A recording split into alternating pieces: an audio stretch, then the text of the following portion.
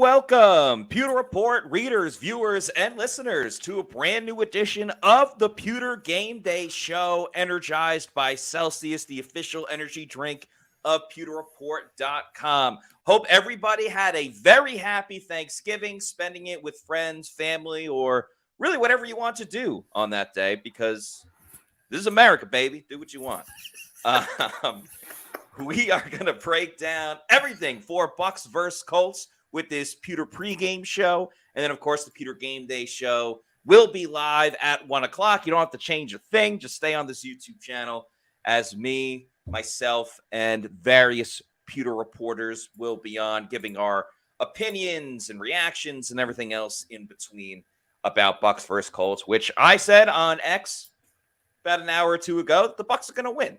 But we can dive into that a little bit further as we go on. I'm your host, Matt Matera. Joined with me is my fellow colleague from PewterReport.com, one of the busiest men in all of business in general. He is a big fan of bowling as well, but only when that bowling partakes with USF playing a football game. Ladies and gentlemen, Josh Capo joins the show. Josh, how are we doing? Happy Thanksgiving to you. How is everything? Happy belated Thanksgiving to you as well, sir. Everything is wonderful because, as you mentioned, you alluded to, I should say, the best college football team in Florida. Yeah. Your USF Bulls are headed bowling less than 12 months after being a one-win team. Alex Golesh is the best turnaround coach in college football. Deion Sanders ain't got nothing on him. Let's go. Very bold. Very bold. Not really. I mean, Deion won 4 games. What am I saying? But yeah, best team in Florida. Better than Florida. Better than the University of Florida. Better than Absolutely. Miami. And with no starting quarterback for Florida State, up for grabs. You know, I guess you could say USF didn't get a fair shot against. Yeah. USF is the Jeffersons. They're moving on up. Yeah. And if you went by UCF standards, you might as well just give USF a championship for a game that they didn't play. I'll have to let Bailey know about that one. Like I said, by the way, appreciate everybody in the chats. Hope you guys had a very happy Thanksgiving. Josh, you were very busy. I don't know if you had any downtime to yourself, but let me tell you about my Thanksgiving week. Thursday, met with some relatives. I watched football. Friday, and I went to practice that morning because I love football so much. Right. I wanted to watch some football. Then I wanted to watch some more football on Friday, so I was at Bucs practice. Then I watched more football. And then at Friday, around between like 3 o'clock to 7 o'clock, I went blind. I just went completely blind. And then I watched more football. And then yesterday, I had a nice brunch in the morning around 10, 11 o'clock. And then I watched more football. That's and then awesome. Today, I'm on the show with you, and we're talking about football. And then in about less than an hour, you and I are going to watch more football. And then we're going to talk about the Bucs game. We're going to do the Pewter Report podcast, the Pewter Post Game Show after. And then I'm going to watch more football. So this has been one of the greatest weeks of all time. What are you going to do tomorrow night? Tomorrow night, I am also going to watch more football. The best time of the year. Yes. Best time of the year. As Jeremy Lowe says, happy game day, Pewter Report. Happy game day to you as well, Jeremy. Malcolm. We appreciate you, Jeremy. Yeah. Malcolm says, I attended USF for a while and then transferred. Where'd you transfer to? Which football team is better? And Shaggy says, the high school team I cover won their 9th state title Friday night. Congratulations. There you go, Shaggy. Shaggy. All right. Let's talk a little bit about this Buccaneers team, where we will be watching them play football today. Hold on. I know we've got to get to that. I know we only have 45 minutes until the game day, but I can't leave that story without finding out what you ate for brunch, because brunch is the best meal of the day. Oh, yeah. I mean, brunch probably wasn't the right word. We went to this little sandwich shop in downtown Tampa. It's called like something Ghost, something. but I got a sausage, egg, and cheese on a roll, and their big thing is like their hot sauce. So Okay. yeah. So I said brunch probably just easier to explain than I got early, late breakfast at this one place. Coming up. I appreciate the question. Yeah, no problem. Yeah. B Mauk says, ready for the big win today? I am. I feel pretty confident about that. I probably shouldn't, but I don't know. We're in the holiday season. Everyone's mood is probably a little bit better. It's the season of giving, and Gardner Minshew is going to give the Bucs a few balls. Exactly. And Freddie Rothwell says, let's go, boys, with a million exclamation points. I guess we'll start with something sad then to bring our mood back to 50-50. Game day inactives. The Bucs game day inactives. John Wolford will be the emergency QB3 that can only play if there's injury, not if Baker Mayfield and Kyle Trask play poorly.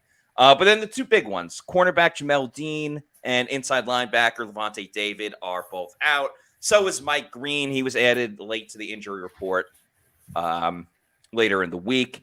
Keyshawn Vaughn inactive. That means the Bucs at least feel pretty good enough about Rashad White, Brandon Walton, and of course Cam the Thrill Gill, the ultimate Gill ride, will not be playing, which means Marquise Watts is good to go again. Hopefully he gets more snaps. But Josh, obviously the biggest thing is Jamel Dean and Levante David. We've seen the story. We've seen the NFL script before. When Jamel Dean doesn't play, it's Zion McCollum. Zion's going to play opposite of Carlton Davis.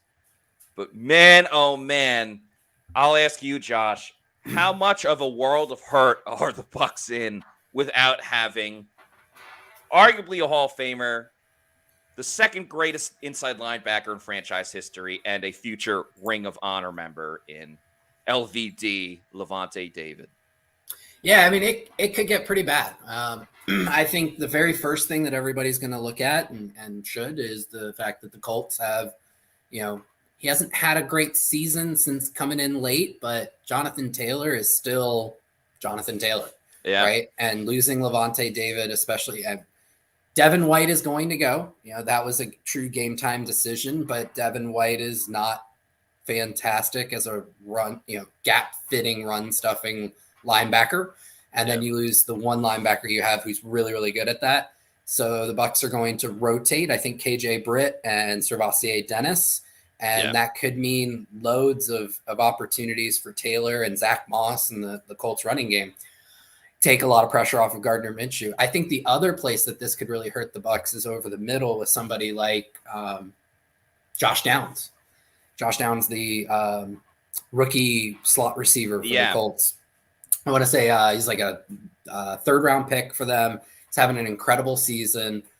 43 catches, 523 yards, but he plays in the slot over 80% of the time. Mm-hmm. And that's going to potentially spell some trouble for things over the middle, especially since the Bucs play a ton of zone coverage. That doesn't mean Christian Izzian's going to man up Josh Downs and try and take him out. It means Downs going to be floating over the middle into those zones occupied by Devin White and occupied by KJ Britt and occupied by Servassier Dennis. And he could be a huge chain mover who keeps the Colts offense on schedule. And so I think that's going to be really where this could end up being especially difficult for the Bucs defense. Yeah, and Downs was a guy that Todd Bowles went out of his way to talk about during the week. And the Bucs have struggled previously with those short, fast wide receivers. I mean, you go back to the Bills game, and it wasn't Stephon Diggs that really torched the Bucs defense, and in the secondary, it was Shakir who really had the big game for the Bills. And then you look at the Texans game, and it was Noah Brown who had the big, 75-yard touchdown or whatever it was when he went deep. Same thing with Brandon Ayuk. Obviously the 49ers have talent all over the place, but Ayuk is considered arguably the fastest wide receiver of that group. That doesn't make him necessarily better than Deebo Samuel, but who cares? The 49ers game is in the rearview mirror. But yeah, Ayuk's another example of that. And Amon-Ra St. Brown, what he did against the Bucs. So there is a prototype of receivers that have really, really been a world of hurt for Tampa Bay this season. And the biggest thing that I'm worried about with the absence of Lavonte David, and you talked about with Devin being so inconsistent and, unable to do certain things. Devin's inability to get off of blocks, I think, is what is going to worry me the most with a Colts team that wants to run the football. I mean, it would be a win for the Bucs if they have to continuously make Gardner Minshew drop back and pass, because that's why Gardner Minshew is, I would put him in the top tier of backup quarterbacks, but that's why he's a backup. Like, everyone wants to be Brett Favre, but not everyone can have the gunslinger mentality and come out successful. That's what makes Brett Favre a one-of-a-kind guy. We're kind of seeing it with Josh Allen right now. It's like, oh, yeah, you could throw it anywhere. That's so awesome. But when you get picked off and you lose to teams that you should be beating because you're throwing all these interceptions, well, then you're not a gunslinger. You're just absolutely reckless, and you're Cheddar Bob from 8 Mile. So, like, I think so you hope you get that type of Gardner Minshew.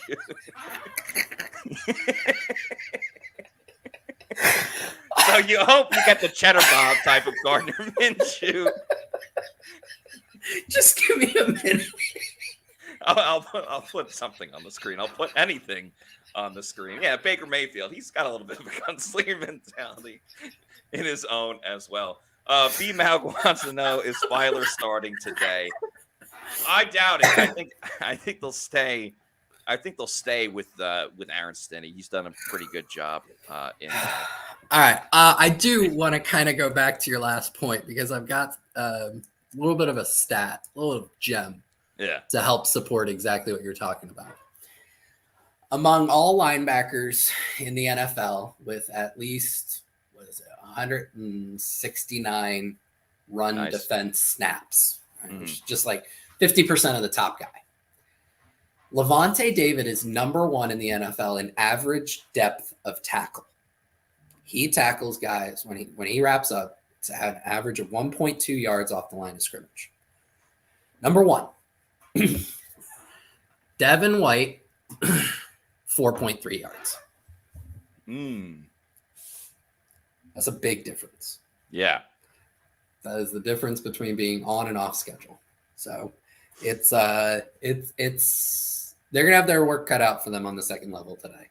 So but I thought you had a great point there, and I wanted to share a little bit to kind of back it up and put some data behind it. I think it was a really, really good call out. No, and I appreciate it. You always come prepared with the stats and really just valid points. Hank Del Favreau, shout out John Favreau, says Dennis will be a great replacement. Talking about Servase Dennis, just needs reps. Also, we need to learn more on Godwin. Baker looks to Evans first and locks in on him. White can be good, just need a line that commits to blocking through the whole play. Werfs excluded. So the first part about Servase Dennis, I'm excited to see him play. Now, Todd Bowles said it will be a package, which most likely means KJ Britt. You have JJ Russell up as well. KJ Britt has the experience. He's in his 3rd season. He knows the plays. He knows how to call the defense. Devin White will be calling the defense, but he's not quick enough.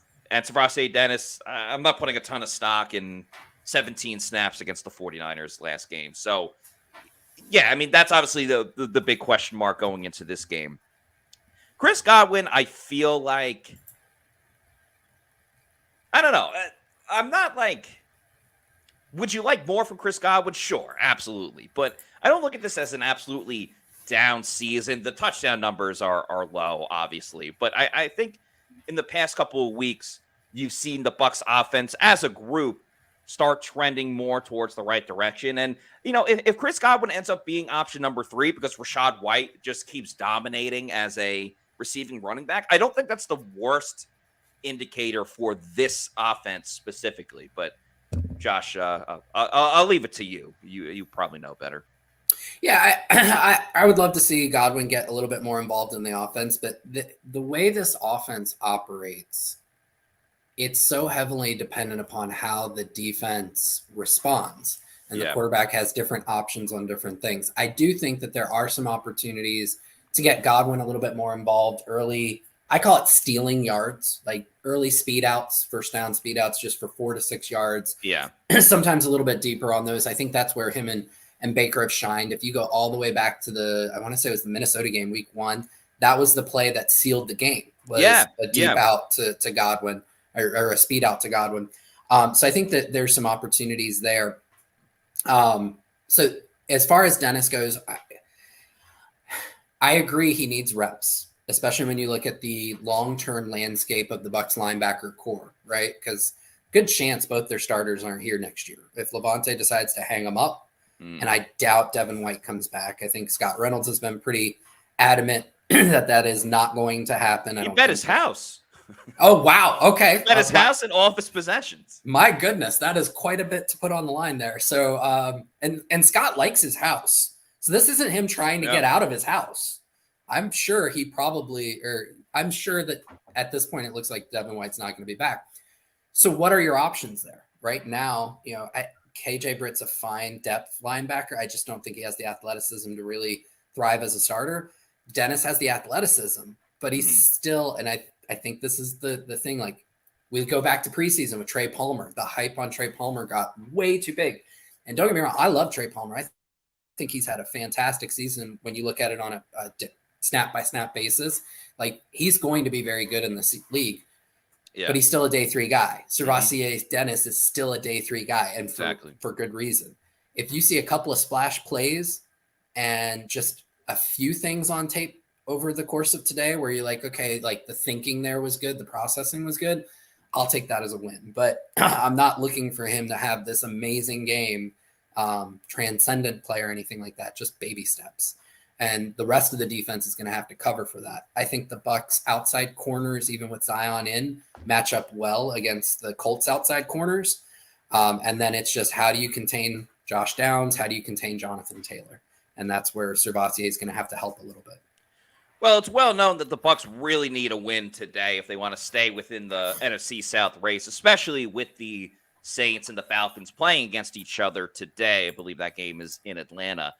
But you can always win if you're drinking a Celsius energy drink, which, of course, is the presenting sponsor of the Pewter Report podcast. Shout out to Celsius and all the amazing flavors that they have. You can get the sparkling orange pomegranate. Their newest flavor is the Cosmic Vibe. I'm a huge fan of the Arctic Vibe. That's my personal favorite. Can't go wrong with the sparkling orange or the sparkling wild berry. So many awesome flavors of Celsius. There is no sugar. There is no post-energy drink crash or jitters that you may get with another product out there. So if you need to know where to find a Celsius energy drink, go to the Celsius store locator, punch in your address, and they'll tell you the closest geographical location where you can pick one up. I remember when myself and Bailey and Scott were in Indianapolis, where the Bucs are today, we used the Celsius store locator while we were at the Combine and picked up a Celsius energy drink. Well, actually, multiple Celsius energy drinks. And we picked one up, I believe, at a Walgreens. So you could find one there, maybe at a 7-Eleven, a health and fitness store, Walmart, and Target. Or if you're lucky enough, a bodega. And once you keep going, bodega. Sorry, I didn't mean to cut you off. I love it when everyone else gives their bodega as well, especially when it's Yaya Diaby in a bodega. Anyway, once you keep going to your bodega and you know you love Celsius and you want more, I'd recommend getting them in bulk. You can get them in bulk. Go over to Amazon. Click on the subscribe and save, have it sent to your place of residence whenever you want, because you're in charge. It could be a week, month, quarterly, yearly. Just make sure you're drinking Celsius energy drinks, the official sponsor of the Pewter Report podcast and the Pewter GameDay Show. We love Celsius. We also love Super Chat. So let's get to this Super Chat from Joshua Finland. Thank you for the $4.99 Super Chat, who says, how about seeing how Devin does coming off of the edge like Dallas did to Micah Parsons? Appreciate the question, Joshua. We've talked about this before, but of course, happy to do it again, especially when it comes from a super chat. So this question is from Joshua. Why don't we hear first from Pewter Report's Josh, aka Joshua? Yeah, so I totally understand why a lot of people think that this might be something that would work well. There's a big difference between Micah Parsons and Devin White in terms of just their overall size, and Devin would be extremely undersized as an edge rusher and would have a ton of difficulties against any tackle with the long arms, which is most tackles in the league. The other thing is, while Devin has a lot of great sack numbers over the course of his career, if you break down how he picks up those sacks, very rarely is he executing anything close to a pass rush move. He's an add-on blitzer. He's somebody who's coming in completely unblocked on many of these because the scheme frees him up and then utilizes his elite speed to allow him to get to the quarterback before the quarterback can find a check down or a hot route or something like that.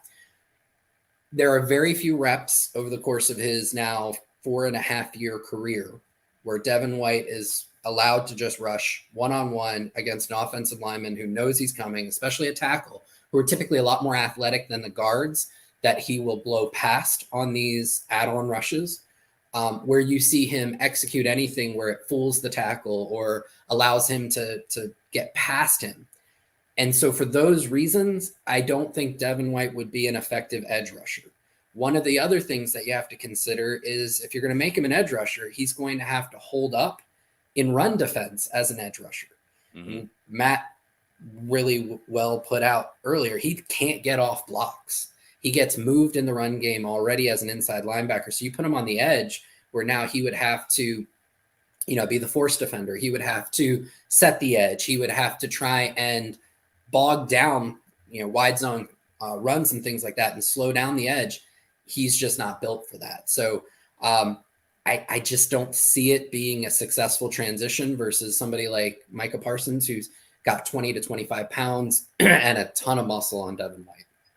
Yeah, I think you've said it perfectly before where, the element of surprise that works for Devin is that you don't know when he's going to blitz. Because it's not like he's blitzing every single play. So you use his speed attacking, especially like the A-gaps when teams are already thinking, oh, I got to block Vita Vea. Wham, Devin White comes. And he doesn't really have pass rushing moves. That was the big thing that you pointed out. So the guy who struggles, and yes, he does get to the quarterback, but we've seen him, if the linebacker's ready and he's there in the pocket, ready to take on Devin White, there have been many a times over the past couple of seasons where the running back has gotten the better of Devin White. So you're telling me that if a running back is able to block Devin White, even unknowingly, because again, that's a part of a blitz, it's the element of surprise. You're telling me that an offensive tackle that has so much more weight than Devin White and knows that he's coming, all of a sudden now Devin's going to get the better of him? I get it. The speed, it helps going to the outside,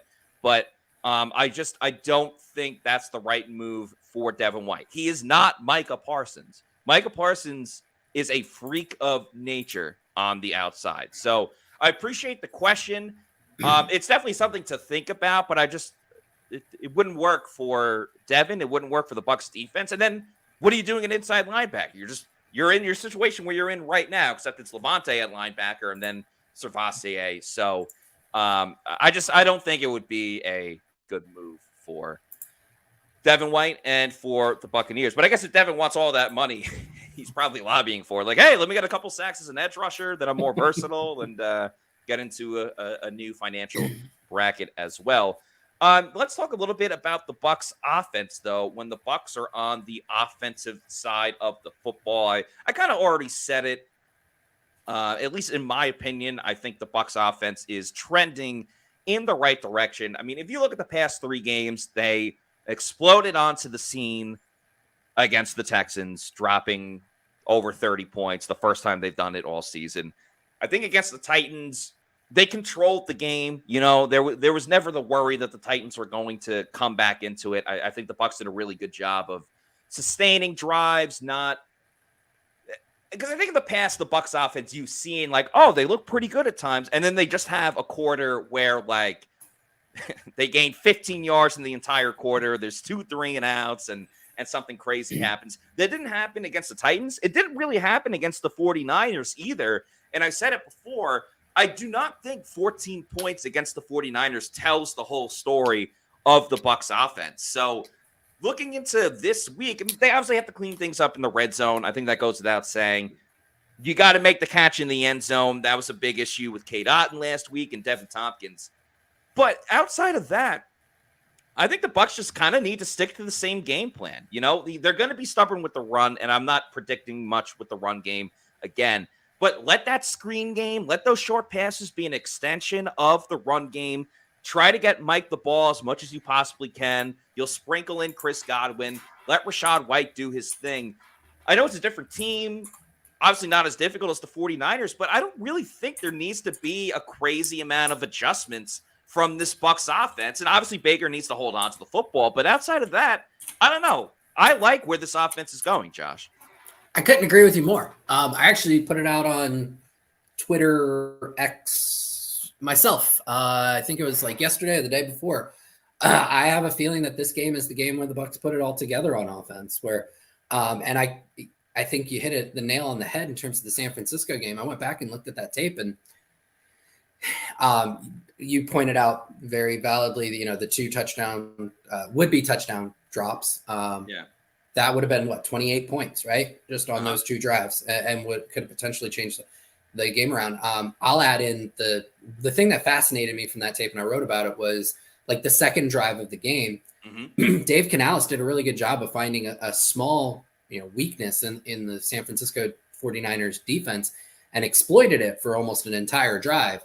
And I think if he would have just layered in a shot play, and this was the Bucs' second offensive drive of the game, and fans who watched that game might remember it was the game where everything was going to the outside. Like it was screen pass, swing screen. It was wide zone run. Yep. It was toss run. Like everything was going to the flats, and they were getting 3 to 8 yards every single play and just going down the field. Unfortunately, that drive ended with a turnover where Baker tried to be a superhero. Yeah, off of a play action. He came scrambling back to the middle. It was a play action boot. Came scrambling back to the middle of the field and ended up getting strip sacked by Joey Bosa. Or Nick Bosa. Sorry, Nick. I always got him confused. Yeah.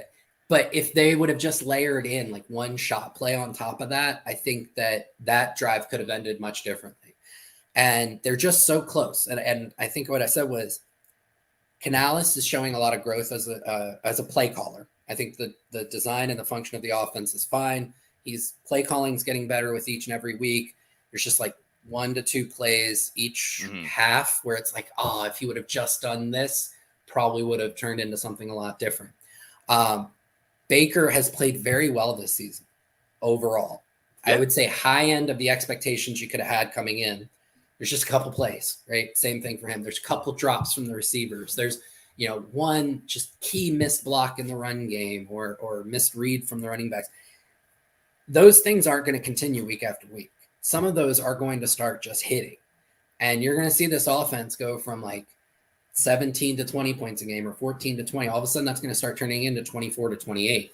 And that could be enough to vault this team into the playoffs. I like what you said about Canales, because I was thinking about that too. We've seen over the last 2 weeks that Canales has picked up on, as you said, like a weakness of the team and just keep hammering it every single time. I forgot, forgive me, I forgot the corner on the Titans 2 weeks ago that the Bucs just kept throwing at. I think it was McCreary, maybe. Roger McCreary. Yep, yeah, that's right. Roger McCreary. They just kept throwing at him every single time. And that's why Mike had an insane game where he was more open than he's really been this season. And they just kept feeding that. And then everything you said about the 49ers game last week, specifically on that second drive, that comes with growth as an offensive coordinator, comes from experience going game in and game out. So hopefully that continues for Dave Canales. I'm about, as far as Baker Mayfield goes, I'm about to let everybody, all the Pewter people, in on a little secret. I am starting Baker Mayfield on my fantasy team this week. Now, partially was because I've had terrible luck with my quarterbacks this season. Aaron Rodgers and Daniel Jones, both done for the year. I had Jordan Love, but he's kind of stunk up until the Thanksgiving game. So last week I started Geno Smith. Geno hurts his hand. I didn't start him on Thanksgiving. Thankfully, I didn't, because the Seahawks are terrible against the 49ers. And that's killing me on the inside, because the 1 week I don't start Jordan Love is when he has like a fantastic game. So I'm really banking on Baker Mayfield to have a good football game today. Maybe it's because they're wearing the Pewter jerseys. Maybe it's because they're playing indoors in Indy, and I don't know, something about that just kind of makes you feel like you're going to play faster and play better. But I think this could be the type of game where, listen, Baker's thrown for 2 touchdown passes in 3 out of his last 4 games, and averaging, I don't have the numbers in front of me, but he's getting around like 240, between 240 and 260 passing yards per game. So he's being like quite functional as the Bucs starting quarterback. He only had 1 passing touchdown last week because, again, Cade Otton dropped the ball. There was a pass interference that wasn't called on Mike Evans, and the same thing with Devin Tompkins. So is Baker balling? No, but he's not the reason why they're losing games. I mean, we can argue Baker and Trask and everything until the cows come home. The reason why the Bucs are 4-6 isn't because Baker has been terrible.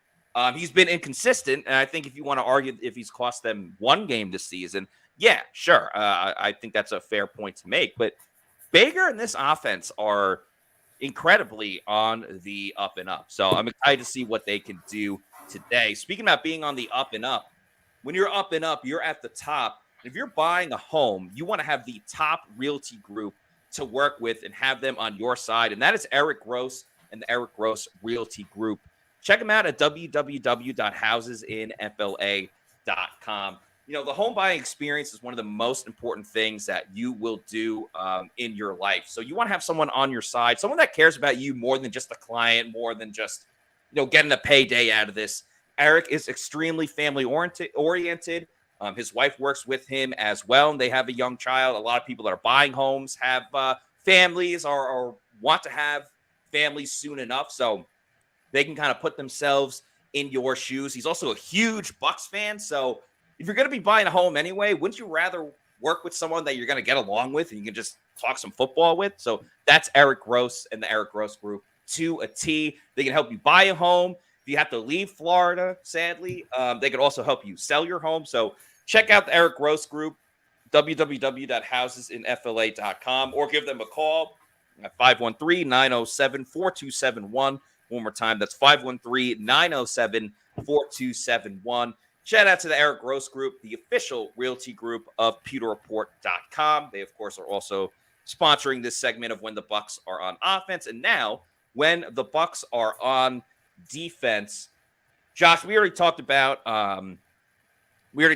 history, or not history, the whole saga with Lavonte David not playing. I'm not going to ask you to be Todd Bowles and completely orchestrate how you want to run this defense, but what do you want to see from this defense today that can, you know, help this team be victorious in, as we've discussed already, one that they really got to have?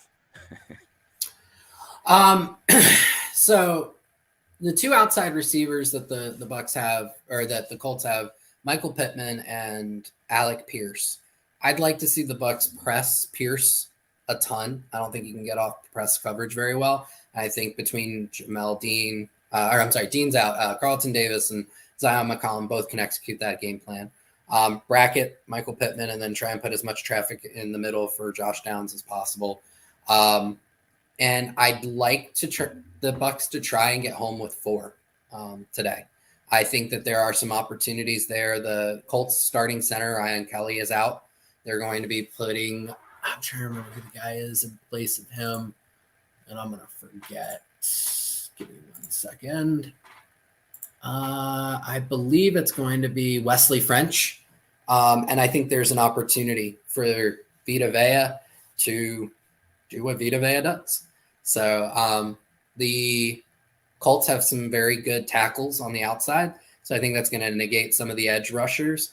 But I would like to see more of Marquise Watts. I like the fact that the Bucs have gone to more of a rotation recently. And I think that that's the best way to utilize their pass rush. They're going to have to win inside. And that's where the opportunity is with French. And Quentin Nelson has name value, but he's not the Quentin Nelson of a few years ago. I think there are some opportunities to win there. I'm trying to remember who their other guard is. Will Fries. Fries is okay, but they have French and Fries. Yeah, that's right. That's like the big thing. So I think that that's where the Bucs can win is the interior there, and then just deploy all the assets to try and stop the Colts ground game. I think if they can do that, they can hold the Colts to a decent amount of points and allow the offense to outscore them. Yeah, I mean, I look at this matchup, and again, with Lavonte out, we know that they're going to want to run the football. They're going to need a major game from Vita Vea and Kalijah Kancey, and I hope that the Bucs just commit to stopping the run by stacking the box, which forces the Bucs to play man-to-man. And sure, you can make all the complaints you want in the world that man-to-man screwed them last week against the 49ers. And, oh, well, Jamel Dean got beat, and that's why Ayuk had the big touchdown. What I would argue to that argument is that everyone bitched and moaned about playing too much zone and playing for man. And I think everyone was right about that. They were playing too much zone. They needed to go to man-to-man. But when it doesn't work for you on a play, when Jamel Dean mistimes the football and Ayuk makes the big play, you can't all of a sudden be like, why are they playing so much man-to-man? I'm not calling anyone out in this chat specifically, but, you see people going absolutely bonkers over it. So I hope they stick with man-to-man. Again, this is the Colts offense, not the 49ers offense. It will be a little bit easier to defend. I'm with you on getting the pass rush home with 4. I've wanted this for a long time, even going back to last season. They haven't been able to do it consistently. So I'm kind of always in the middle. I'm either like just blitz Devin White on every single play and get a consistent pass rush, or figure it out with someone like if Shaq can have a big game, or maybe Marquise Watts is the type of guy to do it now. How many snaps would you play Marquise Watts if you got to do it? Because he played 11 last week against the Titans. He had 3. Is it around that 11 mark? Would you even bump it up a little bit? But curious to get your thoughts on that.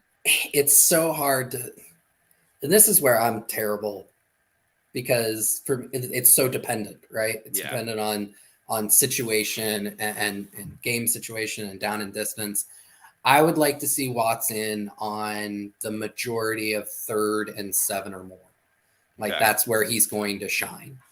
Just let him pin his ears back and go. He's got the motor for it. But that's one of those where, on those, and Bucs fans may come at me for this, but that's where I might even want to take Vita off the field and go with a NASCAR package, right? Where it's Watts, it's Shaq, it's JTS and Yaya. Bring all 4 edge rushers in. Yaya and JTS have the size to go inside in that, and let them, really get after it with some speed. So that would be something that I would want to see. It really comes down to the down and distance. I do not want to see on 3rd and 7 or more Greg Gaines in there, Mike Green in there. Well, Mike Green's obviously inactive today, but those types of packages where you're not getting a ton of juice from the inside, let your rushers rush. I like it. Let your rushers rush. Let your players play. We're going to get into the key matchups because we're 13 minutes until kickoff. So we are getting very close to this game. Before we go with the matchups, though, we're going to talk a little bit about Underdog Fantasy. Use that promo code Pewter, Pewter. Their pick'ems are so much fun. You get a first deposit bonus by playing Underdog Fantasy with that promo code Pewter. You just pick at least 2 players, 1 from each team. You can go all the way up to 5 and win all the way up to 20 times your money. You're just choosing certain stats like higher or lower on receiving yards or passing touchdowns or rushing yards and everything else in between. It's a great game to play. I make my picks every week on Pewter Picks and Props. It's especially fun if your team isn't playing and there's another game on and you just want some action in the game. So go to Underdog Fantasy, use the promo code Pewter, that's Pewter. Get a first deposit bonus with Underdog Fantasy. All right, let's do some matchups when the Bucs are on offense against the Colts on defense.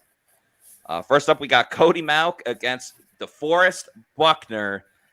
I'm going to go with DeForest Buckner on this. He's just, one of the best defensive tackles in the league, an absolute wrecking ball, can bring the house down. Again, Cody Mauch, I like his progression. I like where he's going to be in this league. He's just not there yet. Yeah, the overall matchup, it'll be DeForest Buckner, but I want to put in a caveat there. Mauch will learn. He'll get better as the game goes on. He's going to learn from some of his losses early, and there are going to be 2 to 3 snaps where he's going to work Buckner. And that's the promise and of his development, where down the line, Cody Mauch's going to be a dude. But overall, Buckner's going to win more often than not. Speaking of another dude, that dude, Tristan Wirfs, future Hall of Fame offensive tackle, I'll say it, against defensive end Samson Ibukam. I mean, it's Tristan Wirfs. He's one of the best offensive tackles in the game of football. Josh, do you see it any differently? I do not. That's Wirfs. That's pretty chalk. Yeah. All right, Trey Palmer against Kenny Moore. Josh, who do you have in this matchup? Yeah, that's an interesting one. Kenny Moore's one of the best nickel corners in the NFL. I just don't know if he has the speed to keep up with Palmer. Push. Give me a push. Yeah, I'm going to go push as well. I like all the, the athleticism and everything that Trey Palmer has, but he plays 70 to 80% of the snaps. And, each week, and I'm not trying to just box score watch, but each week, what has been his true contribution to the team? He gets 1 to 2 catches per game. Now, sometimes they were big time. He scored against the Vikings. He scored against the Saints. But he hasn't scored in a number of weeks, and it's pretty much just been Mike, Chris, and Rashad. So I'm going to go a push with this one. I'm also going to go with a push in Rashad White against Zaire Franklin. Franklin is a tackling machine, and typically I would want to lean towards Franklin. But, I mean, Rashad White is proven it week in and week out. I mean, the juke that he had on Hufanga, the safety of the 49ers, who's a really good safety. Sweet. I mean, I'm not trying to make fun of an injury, but he literally tore the guy's ACL on that move. And because of that, I got to make it a push when normally I would take Zaire Franklin. Yeah, give me Rashad.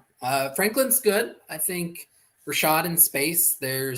I saw something, it was earlier today or yesterday. Rashad White has the second most yards after catch in the entire NFL. And that's not among running backs. That's the entire NFL.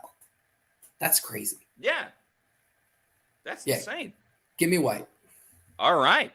And last but certainly not least, wide receiver Mike Evans, who I've been tweeting about him earlier this morning, against cornerback Jalen Jones. I'm going to pick Mike Evans. I just have a gut feeling he's going to have a big game today. I'm talking multiple touchdowns. I don't know why. I just have that feeling. And Mike's one of the best wide receivers in the game. And when they get him the football, good things happen. So I'll take Mike Evans. Yeah, capital M1KE. Yes. I will go with Mike. I love it. I love when people type that out, and I try to do it as much as I possibly can. Moving on to the defensive side of the football for the Bucs. First, we got Kalijah Cansey against Quentin Nelson.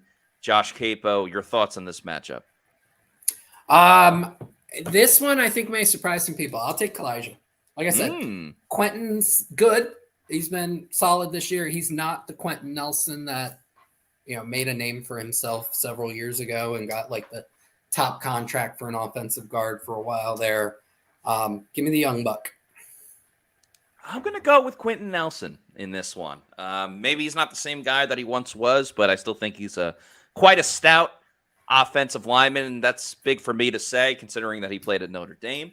So I'm going to go with Quentin Nelson in this matchup. Next up, the Bucs front seven against running back Jonathan Taylor. I'm going to take the Bucs front seven strictly because I think they were going to sell out to stop Jonathan Taylor. So multiple guys in the box, big games from Vita Vea and the likes. I think it's going to be a real group effort where they are putting a huge emphasis on stopping the run.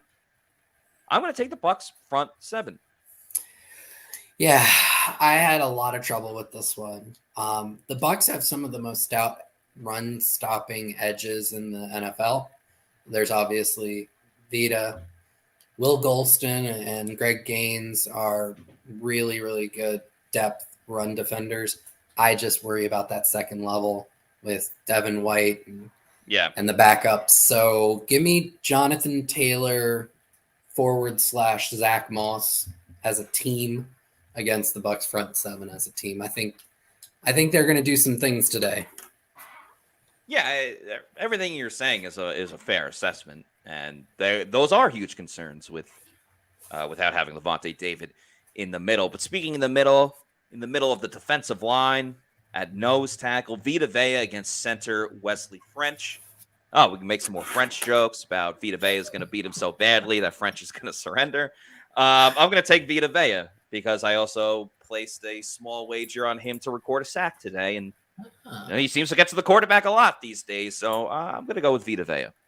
Okay. I like it.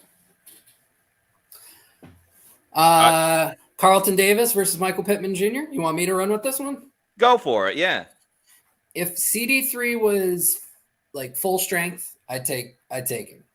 Michael Pittman Jr. is a good receiver. I don't think he's a great receiver.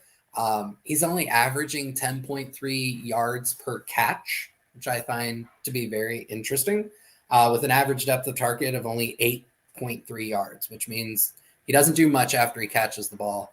And I think that's kind of one of the weaknesses of the Bucs defense this year is they allow guys to do stuff after they catch the ball. Push. Give me a push on that one. I'm going to go with the Pitt man on this one. I just think with Davis, I worry about how much that injury is going to flare up on him as it has in other games. He's struggled a little bit this season. We'll find out if the Bucs are going to stick to man or play zone. Michael Pittman's trying to get a big contract after this season, so I'm going to take Michael Pittman. And this last one, outside linebacker, Diaby against right tackle Braden Smith.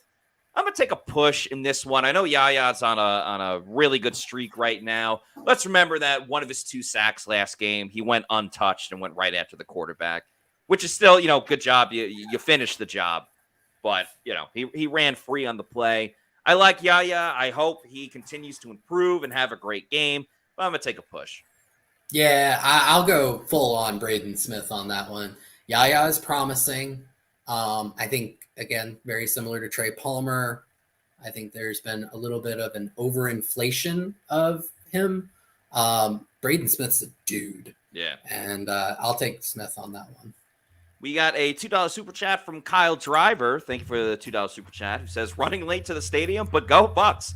Kyle, thank you that even while you are in a rush, you took some time to watch this show and super chat us. So hope you get to the game before kickoff or at least soon after.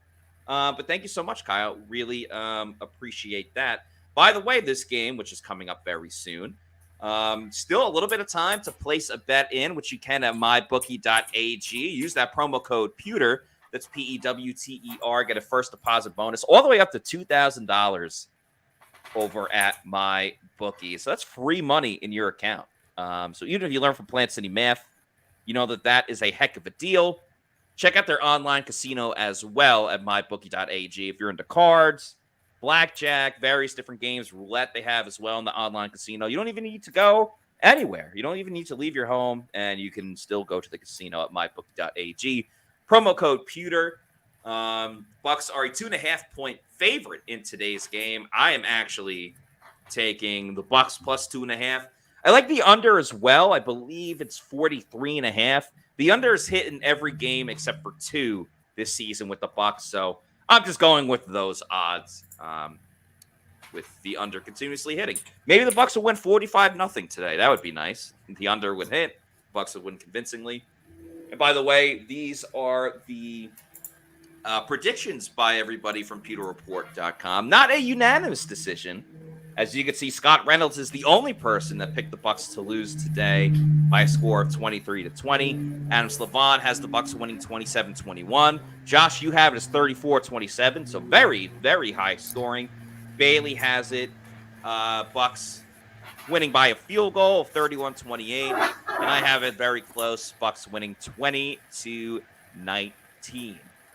By the way, everybody, we're going to have the Pewter GameDay Show in just a moment, starting at 1 o'clock when this game gets rolling. We'll also have the Pewter GameDay Show next week for Bucs versus Panthers, a very winnable game, and we'll see how the landscape of the NFC South looks after that one. They moved this game to later in the afternoon, so maybe the Bucs will have a chance to rock their red jerseys for once, or for the second time this season. So that game will start at 3:05 with the live in-game reactions and all that fun stuff starting at 4:05. But that is next week. This is now for Bucs versus Colts starting up in a minute. So we're going to fire off them cannons one more time. Let's hear it.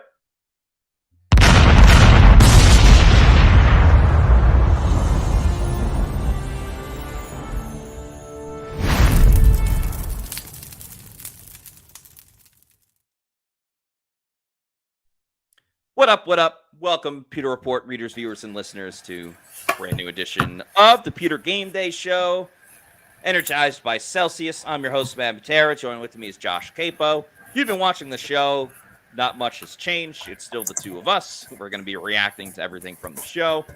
So again, I hate doing all that fake stuff where it's like, oh, hey, we're here. We're back.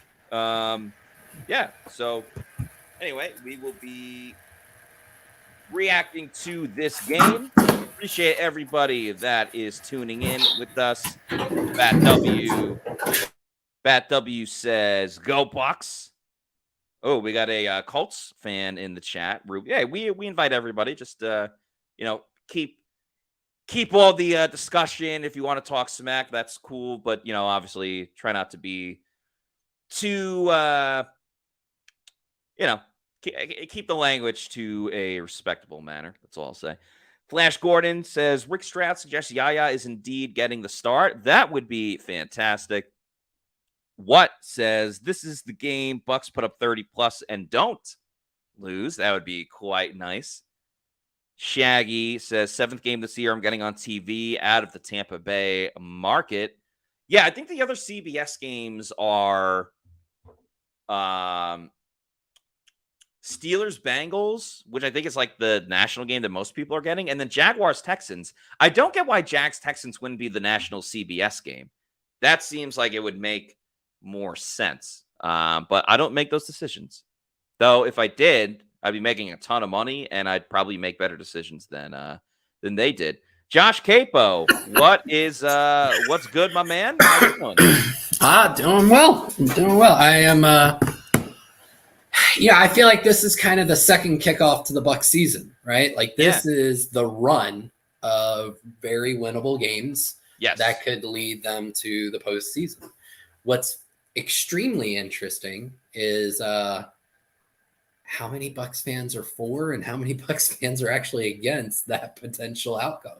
Yeah. Our former Pewter reporter, now with Bucs Game Day, JC Allen, put out a poll not too long ago that basically asked, as a Bucs fan, would you rather them get in the playoffs and most likely get bounced in the first round, or just kind of, lose a few games and get a favorable draft position to potentially go after the quarterback of the future? And I want to say the results of the poll were almost exactly 50-50. Yeah, that's Angle said that here. It was nearly a 50-50 split. LOL. I wanted to get this one. Will the Brewer says, representing in Indy, LF go. Let's freaking go. Like 2 years ago, get that win. All right, so Colts won the coin toss. They deferred, so Bucs are going to get it first. Josh, we need to sync up our televizzles, as Snoop Dogg once said.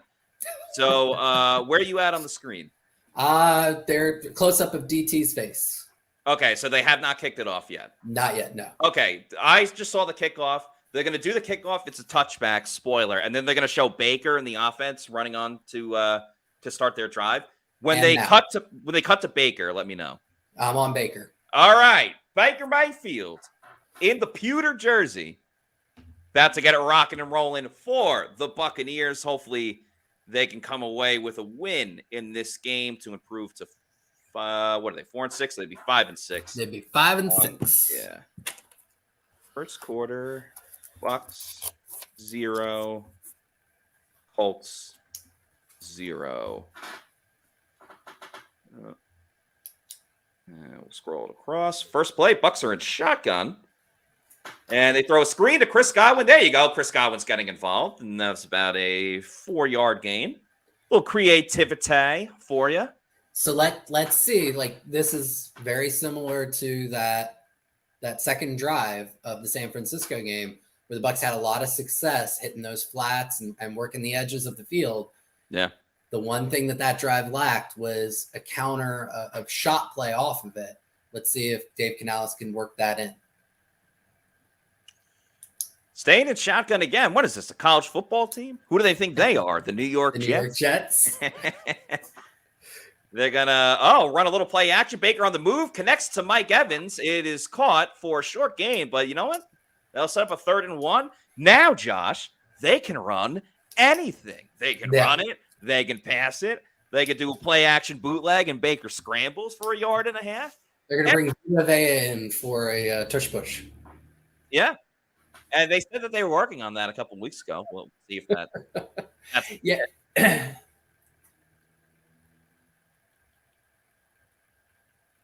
Baker under center. Kate Otten goes in motion. He'll line up next to you. Key. Oh, there it is. Leak. Oh, and Baker looking. Got Kate Otten wide open for a first down the field. Kate Otten with the yak. Kate Otten with the yak. Are you kidding me? Are you kidding me? Yeah. Wow. Great little leak there. So Otten motioned into the formation or into the line, and then fakes a block, and then just leaks to the backside and wide open. That was a great little play. Can we just clap it up for Dave Canales? I mean, what a great play call. I love the short passes. Not everything has to be 35 yards down the field. Yeah. That was 3 passes in a row for a first down. And the Bucs are over midfield. They're over midfield. They're almost in field goal range. Yeah. And now you've softened up the defense. Oh, my God. This is beautiful. They're passing to run. They're passing to run. They softened up the defense with a lot of stuff out to the edges. Now the defense gets a little wider, and Rachaad White with a 4-yard gain. I don't hate it, Matt. I don't hate it. They should put those 4 play calls in Canton in the Hall of Fame. Ring of Honor. Ring of Honor. Yes. Yeah, I might tweet that out. Put this drive in the Ring of Honor. Oh, look at this. Oh, Rachaad White to the outside, breaks a tackle, breaks another tackle, and punches his way to a, shout out to our friend Stephen Shea, first down, the way he does first down. Anyway. So, Rachaad White was a late addition to the injury report, right? He was listed as questionable with I think it was a knee injury, right? Yeah. Mm-hmm. I want you to think of the alternate reality, the alternate universe where Rachaad White couldn't go today. Oh, boy. Chase Edmonds. Bleak. Yeah. That's quite bleak. Murky like the weather in Tampa this week. There's the shot. There's the shot play. Baker play action looking down the field. He's got Mike Evans. Little inaccurate. But they were looking for Big Mike. Yep. But really great play call there. Yeah. First down, you take a shot after some successful runs, a lot of shorter plays. This is really layering in concepts well. Yeah. Yeah, that was only first down. They play a couple more downs. Now they run it with Rachaad White up the run. middle. Oh, truck stick. Rachaad White moving the ball and talking some smack after. I don't think they were saying Happy Thanksgiving. Did you get any deals on Black Friday? Yeah. How about you? So good result. I didn't love the process of that play. But hey, great execution by the Bucs run blocking unit and Rachaad White to get 6 yards and still set him up with a 3rd and manageable. Yeah, and if they're going to run it at 5 to 6 yards a clip, then you kind of do have the advantage of you can run it when you want to. Yeah. Baker looking, throws to the left. It is caught by Trey Palmer. Tampa Bay Trey keeps the chains moving. I know the stat sheet doesn't show it for Palmer this year, but he's been really, really good. And there's a lot of promise for the future with Palmer. Keep an eye on him. That's a good draft pick. That's a really good draft pick. All right. Trey Palmer with a big-time 3rd down catch. And he's added in some grimy catches that I didn't see him make in college. And now he's in motion on this play. Baker fakes it again. Watch out, Baker! And throws it short. I for whatever reason, I get in a Southern accent with certain players, like Baker Mayfield from Oklahoma or Florida State's new quarterback, Tate Rodemaker. I just think it's a great football name. Oh, that's awesome. I get a Southern drawl. Like I've always had one, just sneaky underneath, and it always comes out when I get around my wife's family, because they are redneck through and through. Mm. And she just laughs at me whenever I get around them. She's like, "Where'd that come from?" I was like, "It came back." Second down pass is incomplete by Baker Mayfield, who was looking for David. I think that was David Moore. That was David Moore. Yeah. In the midnight hour, she cried, David Moore, more, more. Oh, that's a good one. Yeah, thank you. It looked like he got tipped, too. Yeah, it did. I love Billy Idol references. Yeah. Nice day for a white wedding. Mm-hmm. All right, 3rd and 10, the longest third down for the Bucs on this opening drive.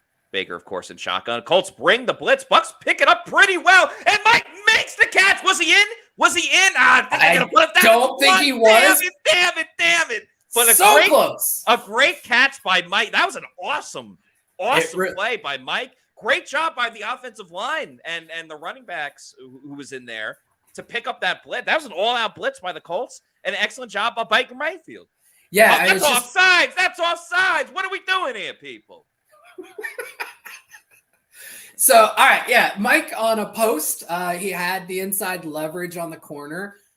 I think he mistimed his jump a little. He was a little early on it, but that's when, 8-foot wingspan really comes into play, and he was still able to high point the ball, even though he was early on the jump, and just kind of rode over the cornerback to the 4-inch line. Yeah. All right, fade to Mike Evans. He got 3 downs. Do it on first down. Reward him for that last great play. I'd be okay with this. It's a low percentage play in football. Right. Mike Evans actually has a much better conversion rate than the average. Exception to the rule. And on first down, it's a great way to start things off. You still have 2 to 3 more downs to make it happen. He was so. Oh no, he fumbled the ball. Or did the QB sneak it? I think it was QB sneak. I think Baker's in. I think he's in. Because he's on my fantasy team. That's a rushing touchdown.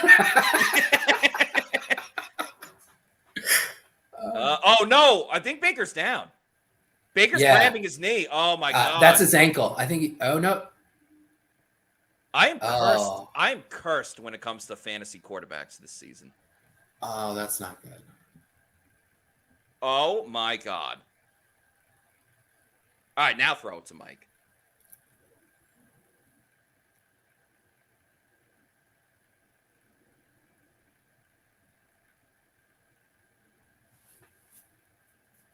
See what happened here. Whew.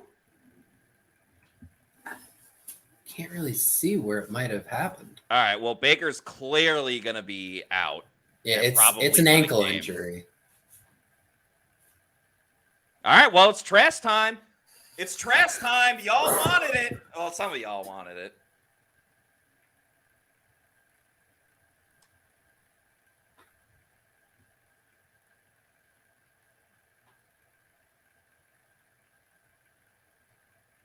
And I haven't seen the comments, but I don't want people being like, well, why do the QB sneak it on first down? Blah, blah, blah, blah, blah. Like, you got to find a way to score points.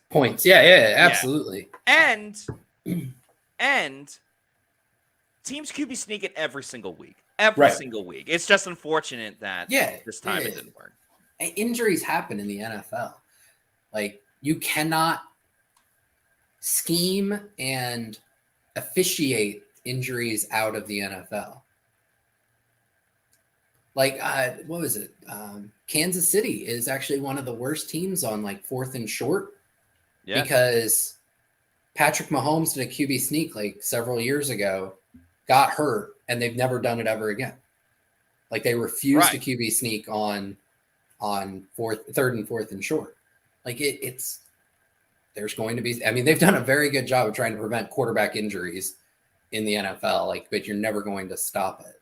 Yeah. And then, like stuff like the hip drop, like trying to outlaw the hip drop. I freaking hate that so much. That's so stupid. All right. Realtors David Zussman says Canals is a horrible play caller. Once again, the wrong play call as usual. They drove all the way down the field.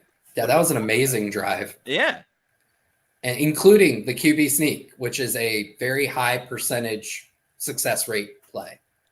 Alex Scott says wrong play call on 1st and 5. LMAO. No, I mean, again, so many teams run QB sneak. It's just unfortunate that they got hurt on this play. Yep. Agreed. Demon Murphy says Wirfs and Vita Vea in the backfield for a tush push. I would love to see it. Oh, man. All right, well, Kyle Trask could come in and and score a touchdown on his first play.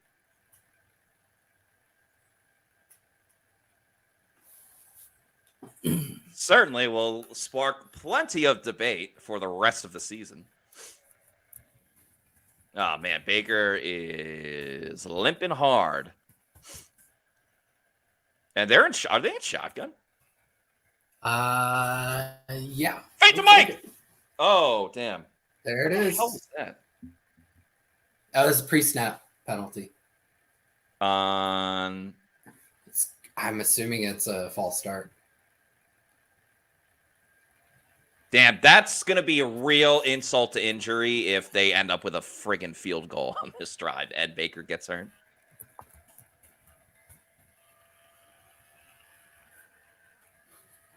Aaron Stinney pleading his case. All right, here's the replay. This is a replay of Baker. Yeah, I guess someone landed on his leg. I don't know. Yeah. I think I just saw it. I think his ankle rolled the wrong way, and then somebody put pressure down on it. All right, Mike Evans is in the slot on this play.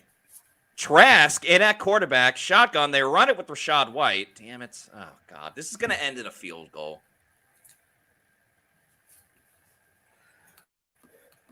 This is going to end in a field goal. It's going to be all worth nothing. My fantasy team, done. Boy. Well, it's become a battle of the backups, too. It has, yeah. Did Dave Canales know that the camera was on him there? I don't know. Like, all of a sudden, just looks right at some random camera that happened to have the shot. Throw it to Mike. Throw it to Mike. Throw it to Mike. Mike Evans, he's wide open. He's wide open.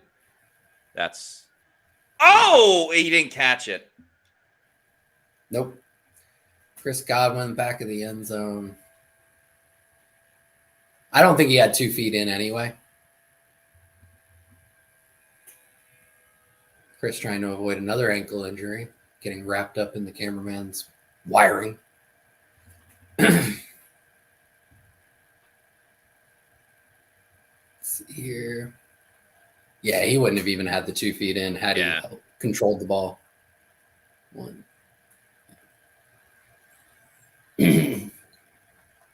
You know what this game also does not feature? Somebody who's out, I assume, due to injury. Someone you and I both really liked at the Senior Bowl, and somebody who Scott Reynolds was obviously a fan of due to where he went to school. Juju Brents. Yeah, that's unfortunate. Yeah, Scott's a big fan of. He was on our flight going to Indy. Nice. There's a fun fact for you. I didn't catch when he officially changed his name. Yeah, because at first I was like, wait, isn't that just Julius Brents? And then I put it together. Yeah. So, yeah.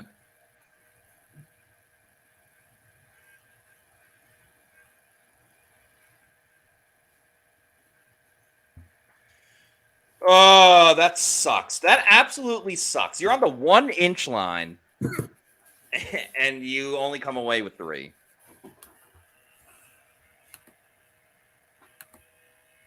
Ugh. At least I could change the score banner.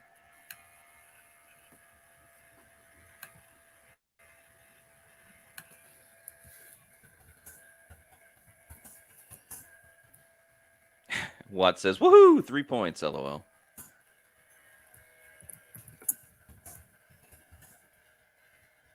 Sam Chavez says talking about the announcers, they just called Kyle Baker.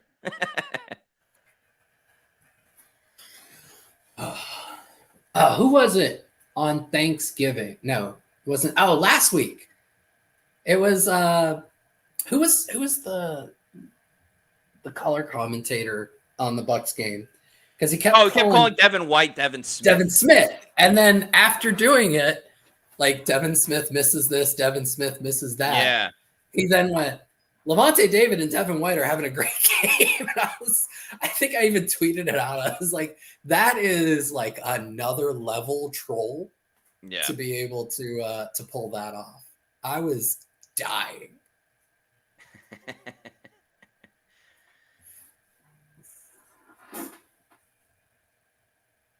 Oh my gosh. Did you see that text?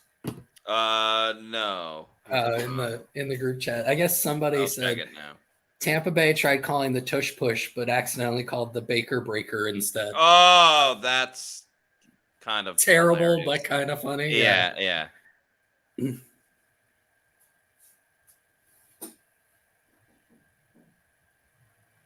Jeez.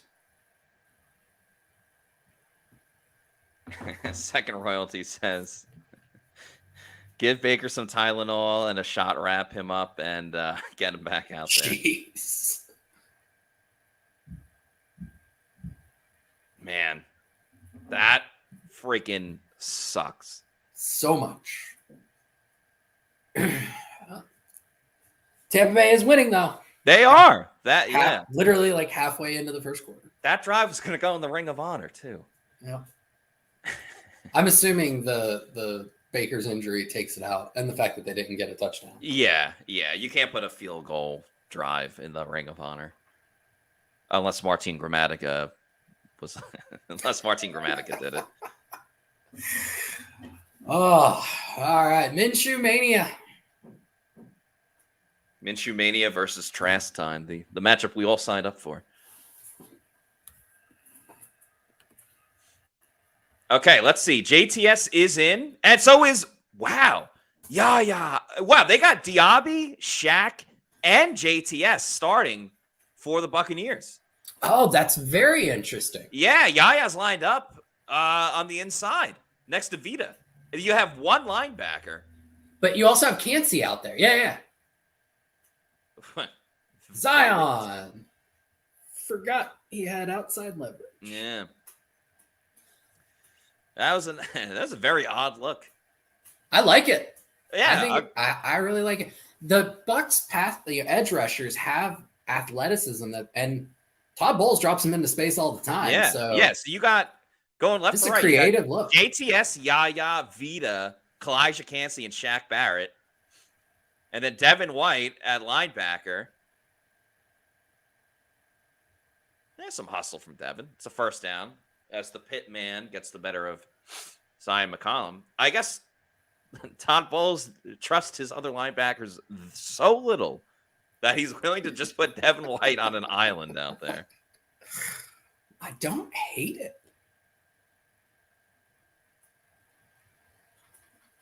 Saints are up 3-0 over the Falcons, by the way, for those interested.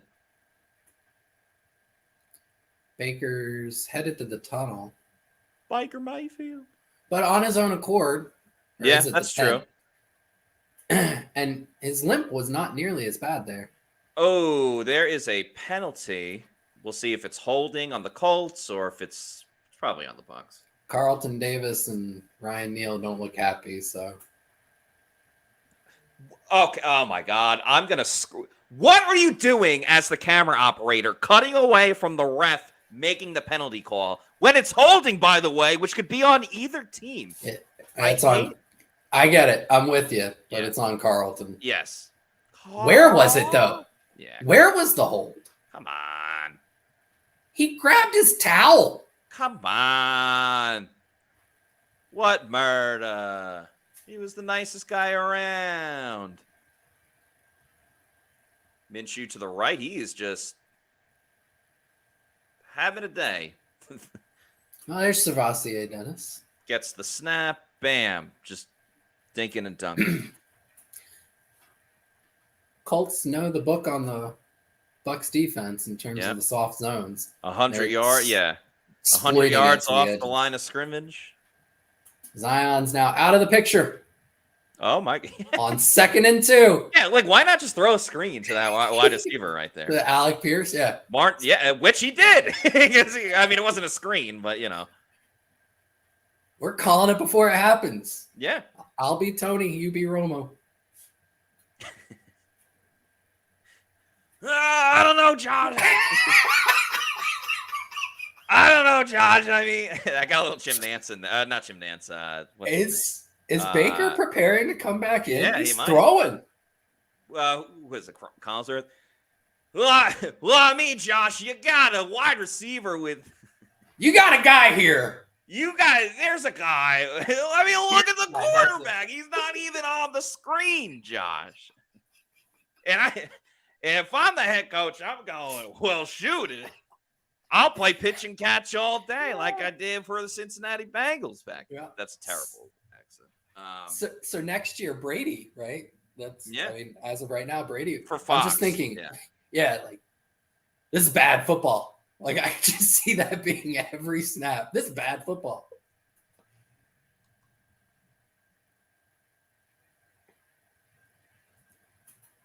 All right. On 2nd and 1, Jonathan Taylor rumbles forward. What did he get? Almost 10 on that?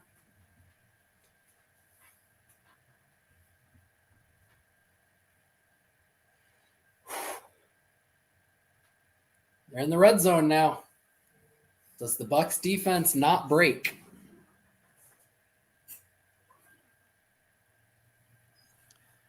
That's what they do. They bend but don't break. Minshew. Oh, very close. All right, first incompletion with no flags. JTS on the pressure. Him and Anthony Nelson, I think, were the edge rushers on that rep.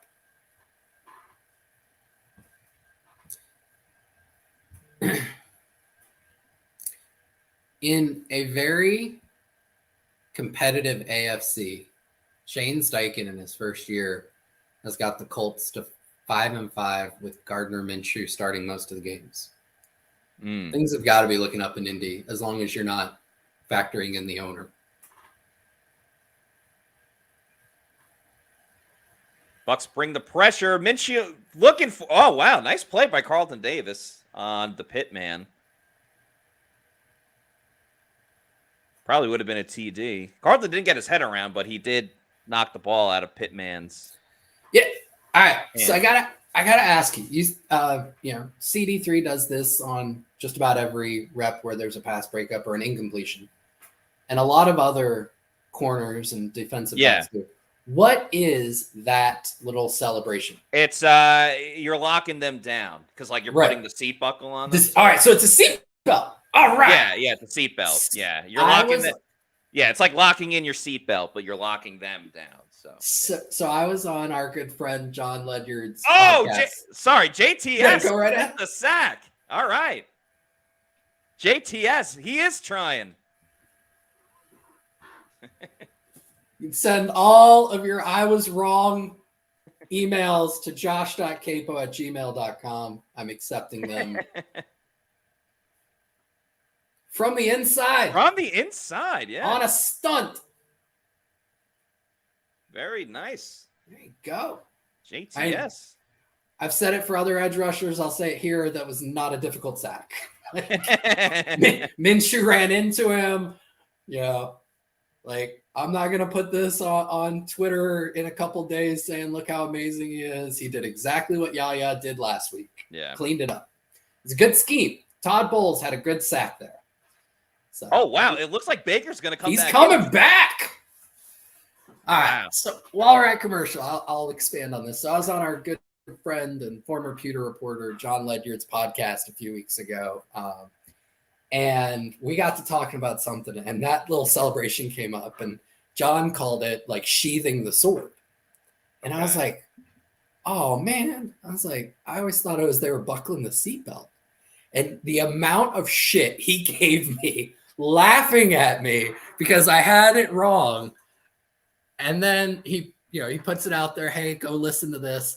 Yeah. And I had so many people come on Twitter and ask going, you were right. John's wrong.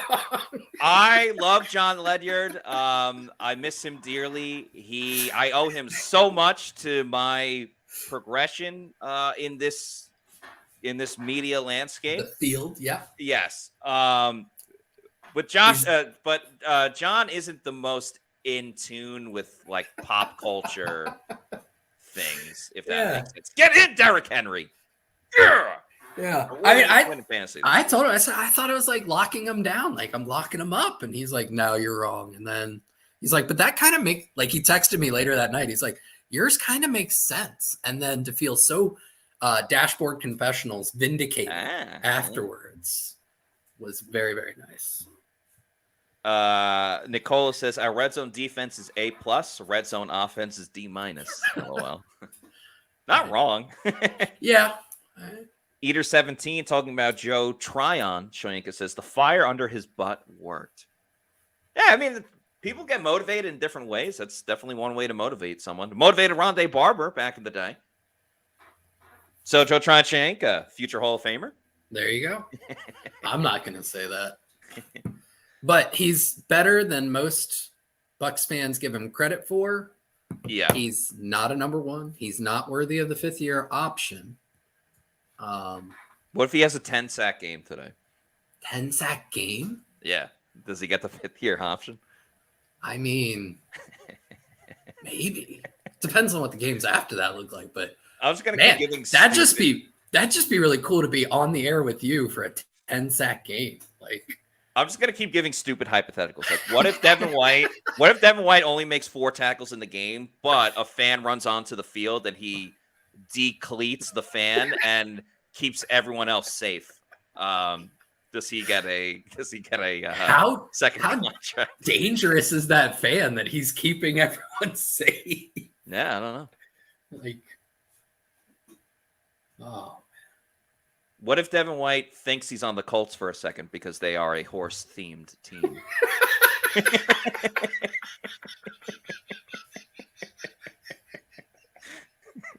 That's the second time today.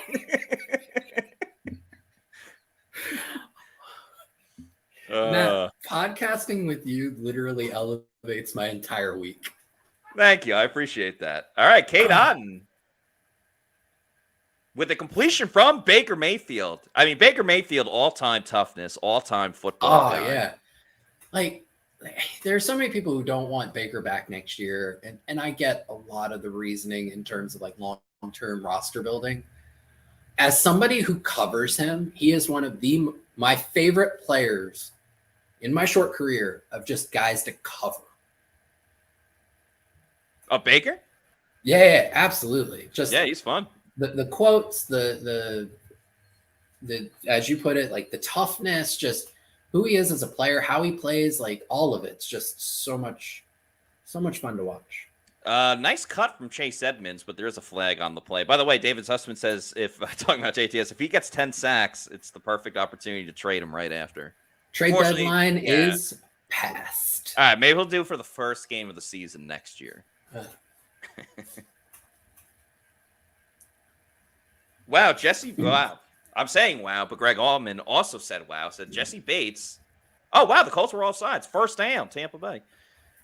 Jesse Bates picks off Carr and goes 90 for a touchdown. I used to have Jesse Bates on my fantasy team, and I think I got rid of him a couple weeks ago because he was on a bye week, and I needed another DB. So now... they're about to show it on Red Zone. Sad face. Thank you, Red Zone. I literally gave a sad face.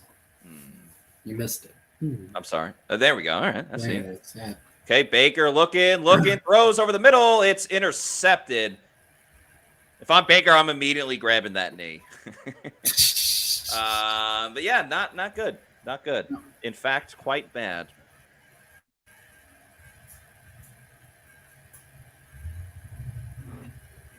Let's see. Baker has trouble with robbing safeties. Is that what happened here?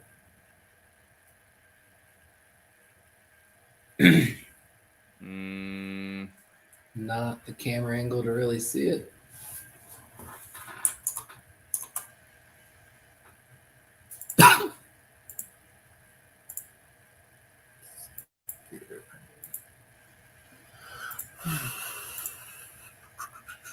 Damn. Well, the as long as Glazer says triple coverage.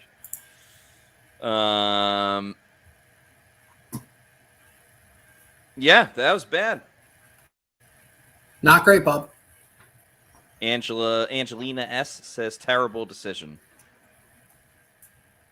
Start to it. All right, let's strike up the Baker versus Trask debates.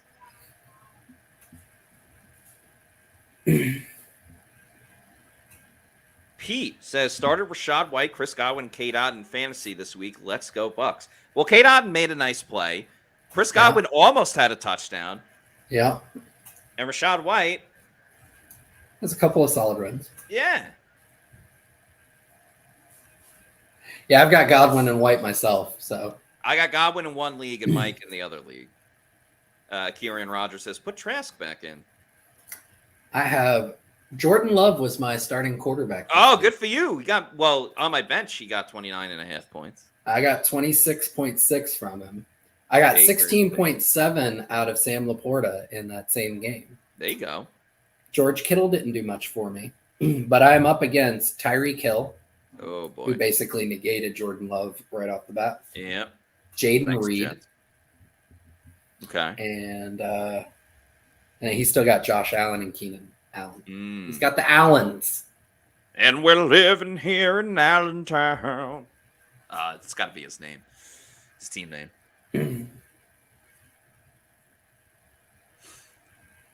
TJ Watt already has eight fantasy points as an individual defensive player. Josh Porter says 4 Colts around the wide receiver, and he threw it. So stupid. Stan Glassman says not triple coverage. There was 4 of them. Got to get it right. Yeah. Edward Bandy says it's amazing to me how Biker can get out of pressures and make stuff happen, but on the same token, he will look straight into a triple coverage and throw it with 100% confidence. Yeah, the highs and lows. Oh, they do a handoff to the receiver. Bucs actually played it pretty well.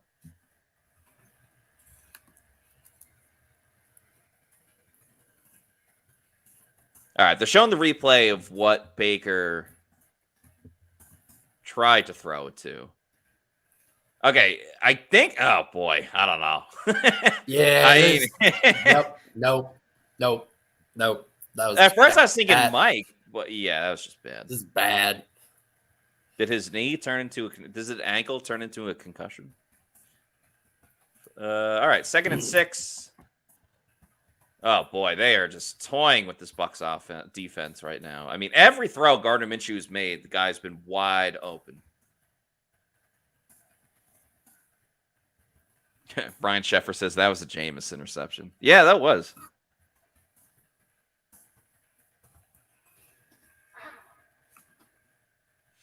$45 seconds to go in the first quarter. Oh boy. Oh boy, bad tackling by the Bucs. Yep. This was something I was a little worried about.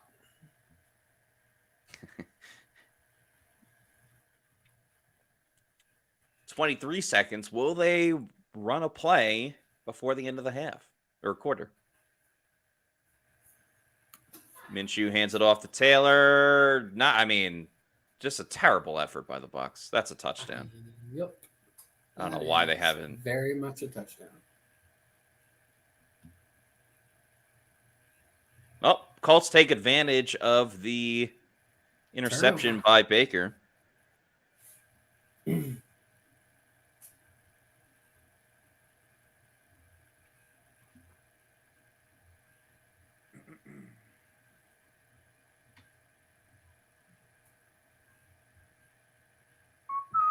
Just Devin White. Just, woo, buddy. Extra point is good by former Buccaneer great Matt Gay. That makes it 10-3. Oh, looks like it's going to be a high-scoring affair.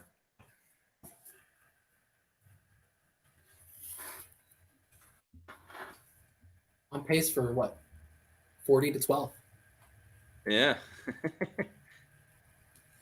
The over would hit. Yes, it would.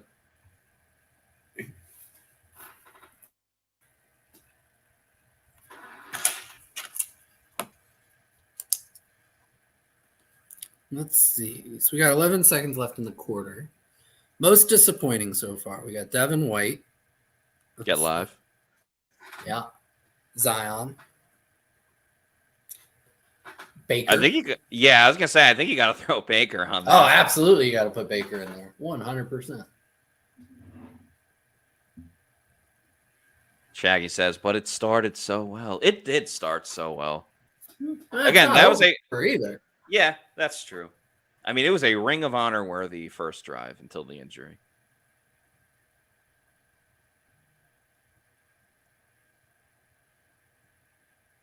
Lakeside Carpentry says, I'm not protecting Baker anymore. Put in trash. Man, I don't know if that was a typo. I was gonna say, put that comment in the Ring of Honor, because he was able to simultaneously diss both quarterbacks. Yeah. All right, Baker still in the game in shotgun. Announcers are talking about Good Burger 2.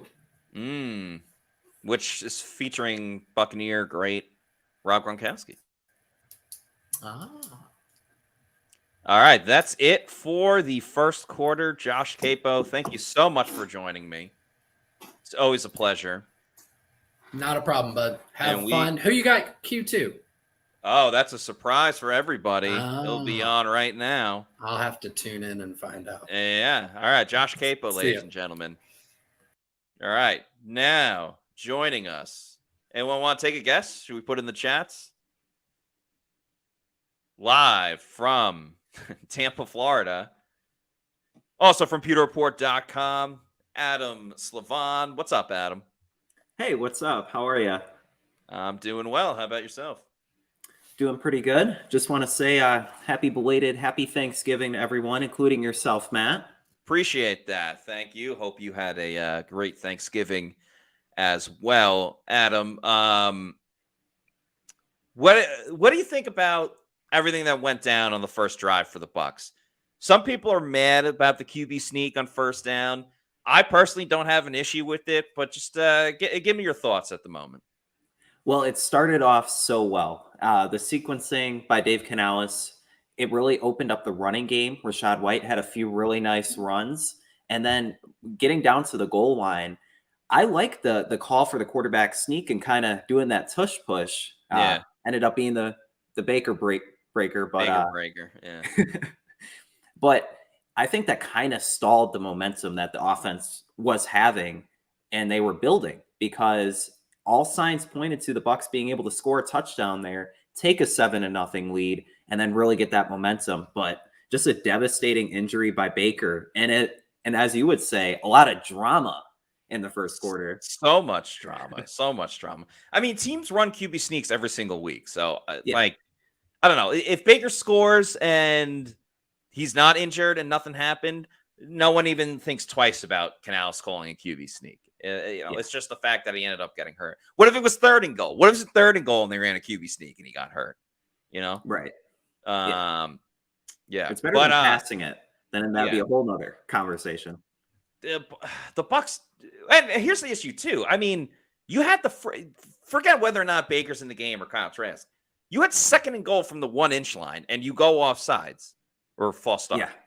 Like that, you cannot have that in that situation. Because even then, you could just hand it off to Rachaad White, and bam, you're back in it. But to sum it up, I have no issue with the QB sneak. I have an issue with having a false start penalty. I have an issue with the defense playing 30 yards down the field with their corners on receivers. But starting the second quarter, Baker's pass is tipped the line of scrimmage. We got to sync up our TVs. Yeah, I might be like 10 seconds behind you, but. Okay. They just showed a graphic of Baker Mayfield. Let me know when you see that. Okay. Like, it'll be the tip pass, and then they'll cut to a graphic with like a bunch of stats of Baker. Okay, I see it. Yep. All righty, and now we're closer to the same time frame. They show a clean-shaven Baker on the screen there. All right, Now, third and Matt, 12 for the Bucs. Yeah. Do you think that they put Baker in too soon, maybe, after he threw an interception? I don't know. I mean, that's up to the coaches and Baker to decide how healthy he is. I guess we'll see the rest of the game. Oh, what the fuck was that? Oh, he held onto the ball. Wow. But yeah, Baker sacked on third down. I can't believe he held onto the ball. I was like, for sure, thinking that he either got. Yeah, I mean, he can't really move. Luke Lacoste says, get him out of the game. He cannot move. Just kind of pump faked it there and then held on to it. I mean,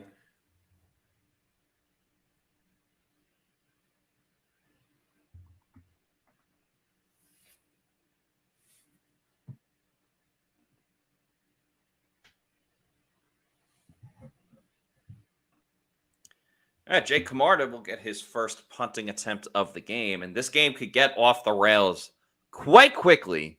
Yeah. If the how did that not get blocked? That definitely looked like it was going to. What the hell? But he boomed that ball. He did. 30. Bucs got to make some tackles though. All right, pretty good field position for the Colts. This could get ugly quick. If the Colts score a touchdown here, 17-3.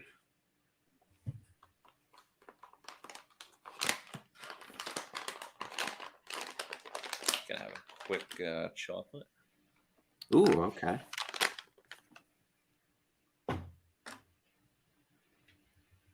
Matt, I want to hear your underdog picks for today.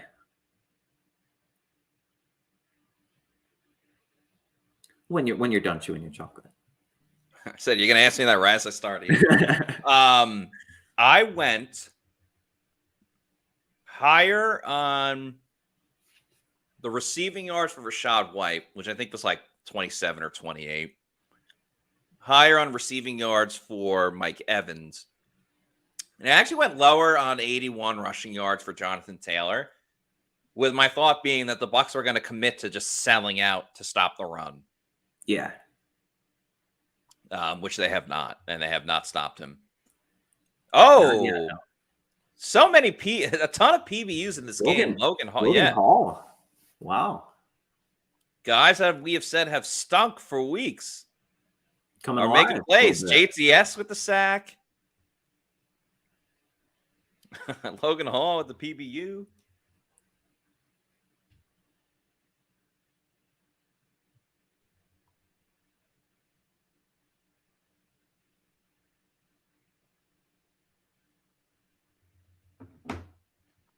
All right, 2nd and 10 here. 13:48 to go in the second quarter. Minshew in shotgun. He's been in shotgun for like a majority of this game. Kalijah Cansey tips the ball. Another PBU. Okay. Gotta like it. Hell yeah. The D linemen showing off their athleticism past couple plays.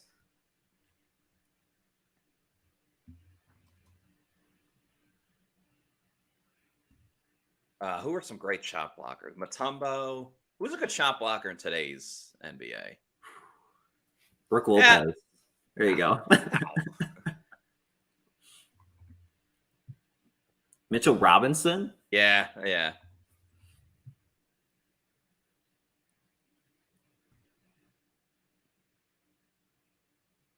Ooh, they almost had Minshew. Minshew's on the run. Oh, boy. Oh, he's short. Guy, but it looks short, yeah.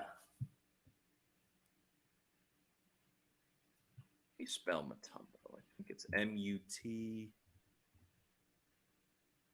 Mutombo. M-U-T-O-M-B-O. That's a big stop. Yeah, they might go for it, though. It looks like they're walking off. Maybe. No, they're coming back on. They are. We'll see if they just try to. If I were them, I'd run it. I mean, they can't. The Bucs haven't stopped Jonathan Taylor. Looks like they're trying to draw him off sides. 3, 2, 1. Yeah. All right. Good job by the Bucs, who have had stupid penalties this season. Yeah.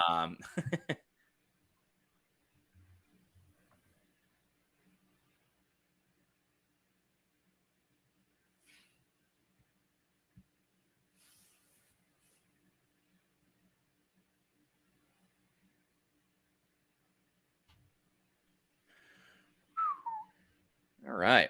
All right. How we feeling, Pewter people? Angle says Matumbo.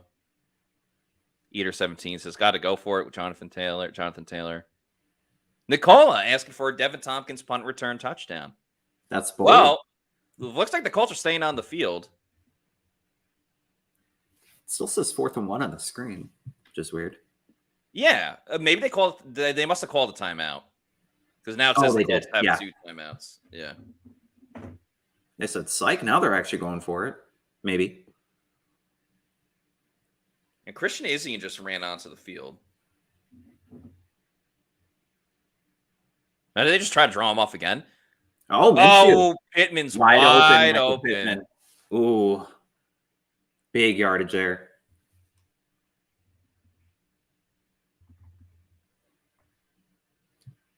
Creative play design. And that's the game. Yeah, it's tough. That's tough.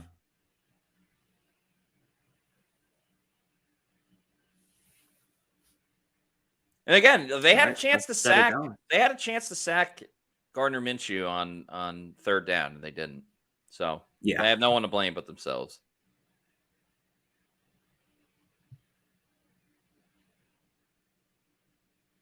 Oh, run to the outside. Yeah, Zach Moss in the game.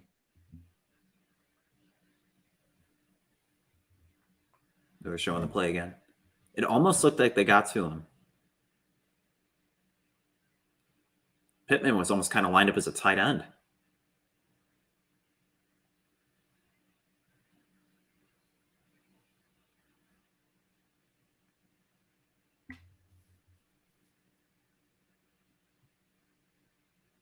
Mal Bundy says defense equals trash.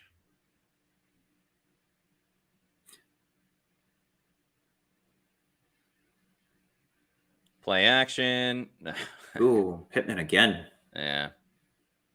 Zay McCollum finally brings him down. Almost had the suplex tackle, which would be might have gotten fined. A penalty and a fine, yeah. Who is it? Sauce Gardner? Did he get fined for that? Sauce got fined. Someone else recently did too. Sauce just did his out of frustration. Yeah. And he quote tweeted it too and said pain, like when it said Sauce Gardner fined for like tackle. Yeah. Oh boy. Oh boy. Yeah. This game's over.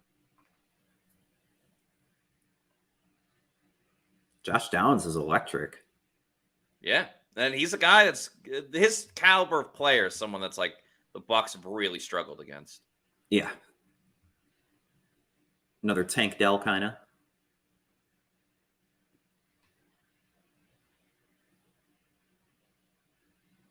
Oh boy. For some goal, Minshew. Wow, an incompletion. Who would have thought?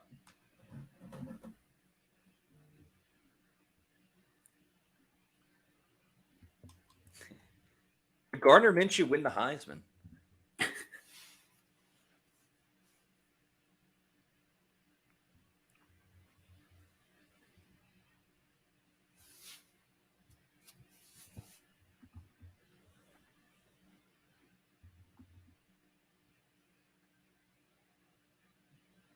Oh, yeah. Oh, no. Okay, he's getting up.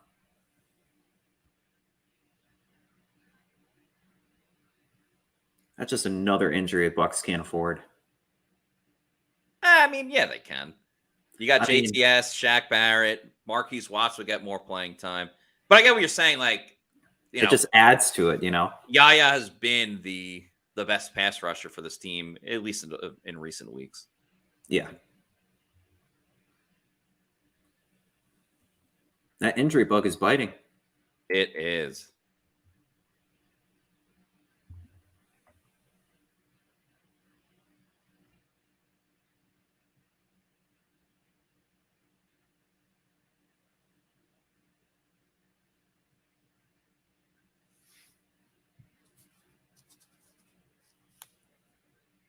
All right, 2nd and goal. Whew. Wow. Wild Colt. Ooh, I like it. But it goes nowhere. Bucs get a stop. Pat O'Connor in the game. adding some beef to the goal line.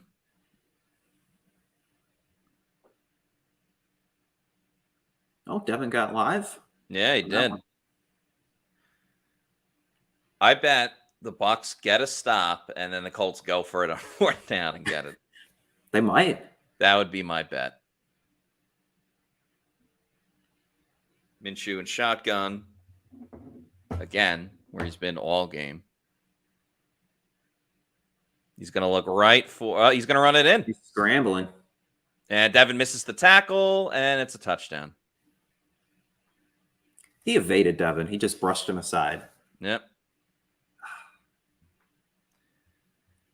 What was that contract that Devin White wanted? He wanted that bag. He wanted $20 million a year. Yeah. Saying a $20 million per year missed tackle by Devin White on the Minshew rushing touchdown. Minshew just came to a full stop, put his right hand, said, "Bye, Devin." And it is 17-3. And let's remember, the Colts got the ball in the second half. Yikes. It's looking like Scott might be right on the predictions we had. Yeah, well, to be fair, I don't think any of us planned for Baker to get injured on the first drive of the game. Yeah. Oh boy, this comment. Anyone want a free Devin White jersey? Just pay shipping. Maybe if it's an LSU. That's brutal. James Matt says they quit. They quit. They quit. Justin Newland says, "Go ride your ponies, little boy." Betty White, 45.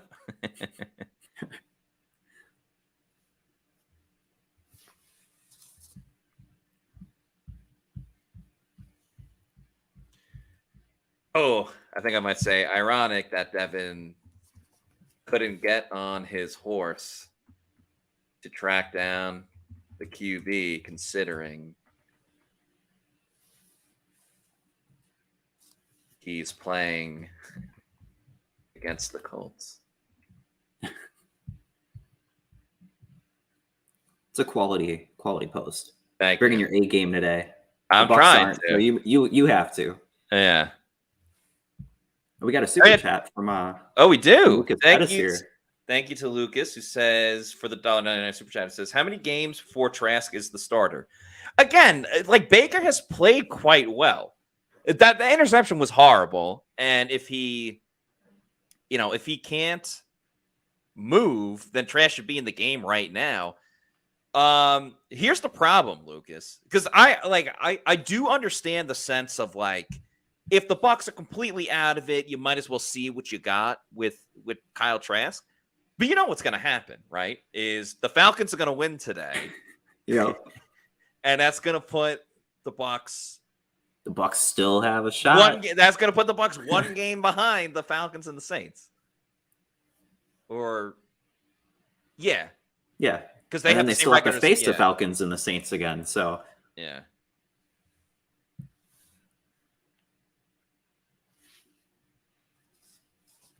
Take it down to like 4-9, maybe. Yeah.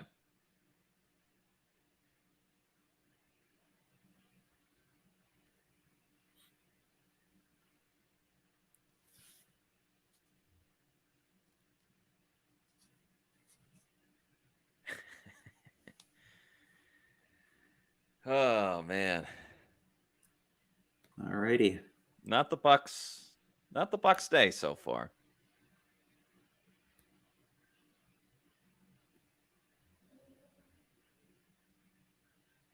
Jacob Pitt says, "Why are we still talking playoffs? They would get destroyed because the division is still up for grabs. That's why." You see the graphic on the TV? Yeah. On your TV with the ship? That's quite the graphic. I kind of like it. Yeah. But that ship might be sinking. Yeah, bye week broke the Bucs. Baker's still in the game.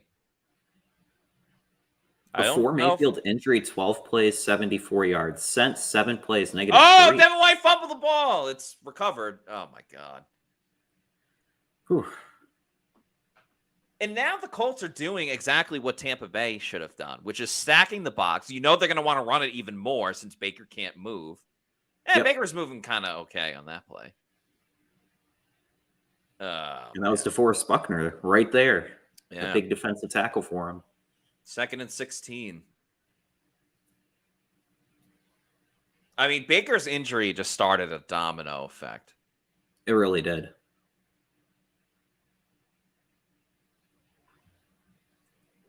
Boy. Shot in motion. They throw all right. We need those receiving yards for Rashad White. So I actually I watched your Pewter picks and props video, and I went with Rashad White receiving yards. I appreciate it. Yeah. Got to roll with Matty Diamonds. Thank you. Yeah. Not looking great so far, but to be fair, this is only their third drive after. Yeah, it's their third drive after the touchdown, or the field goal, and the second drive is only 2 plays. So it's a big third down here. 3rd and 10 for TB. Baker to Rashad White. Rashad breaks one tackle but can't break the other. That, folks, is a 3 and out. So that's 2 straight 3 and outs. Right? And then the interception. Yep. So after having the ball 7.5 minutes the first drive, all their other drives have been less than 2 minutes. Yeah.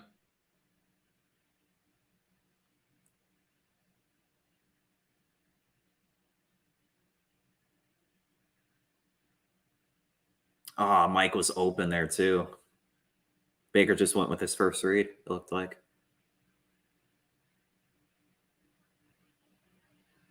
Camarda again. That's a beauty. Domino effect or effect? Effect. Okay. Yeah. Never know with those. That's why I usually just say impact. That's a safe option. Right, but I can't say a domino impact. It's domino effect.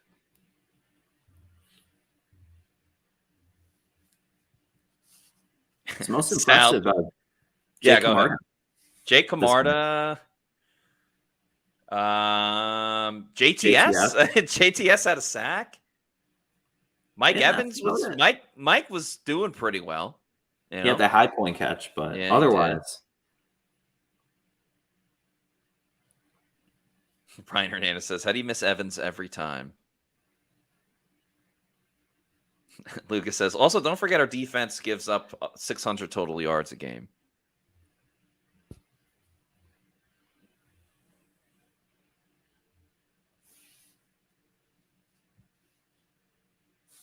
Let's see how my underdog picks are looking. Yeah, what'd you go with? I mean, I know you said Rashad, but what else? Yeah, so I went lower on Jonathan Taylor having 104 receiving and rushing yards. Mm-hmm. Zaire Franklin, higher than 11.5 tackles. Whew. Mike Evans on receiving yards, 65.5, hitting the over. And then Baker Mayfield, higher than 247.5 passing yards. Okay. But so far, maybe not the best start.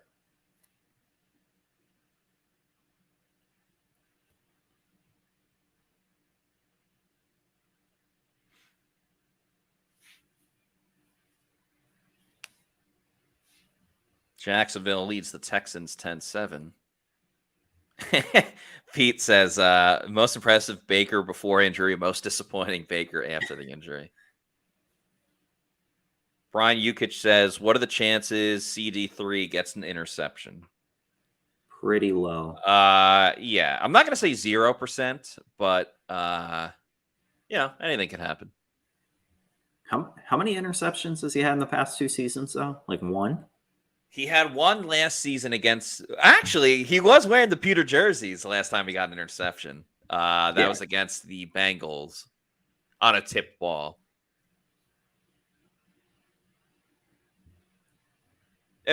Carlton, in his career, every season, he's only had 1 interception, except for the 2020 season when he had 4. So, historically, he hasn't had he's not a ball hawk. He's not Mike Edwards. Yeah. All right, Minshew starts this next drive, throws over the middle, incomplete. Looking for Michael Pittman there. They are feeding Michael Pittman. Maybe past Thanksgiving, but he's having a feast. Yeah. Crispin DaCosta says, only chance Davis gets an interception is if he's cut and the Colts pick him up at halftime. Cannon Crunch says, what's more likely, CD3 interception or Devin White making a tackle? It's Devin making a tackle.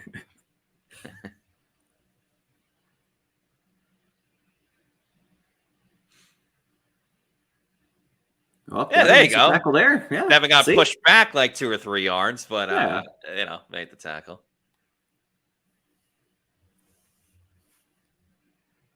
DP Buck 32 says Carlton is not that guy. I miss Rondé Barber. I think a lot of Bucs fans miss Rondé. I think all Bucs fans miss Rondé Barber. Yeah.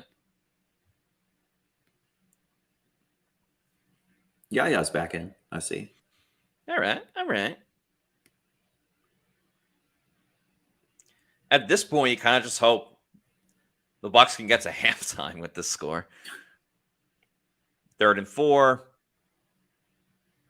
Minshew looking. It's picked. Intercepted by Carlton. Wow. Davis. What are the chances? A great chance. Both of them happened. I'm flabbergasted. Are my eyes deceiving me?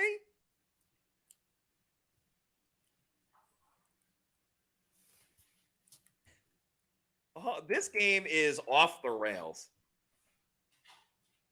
Wow.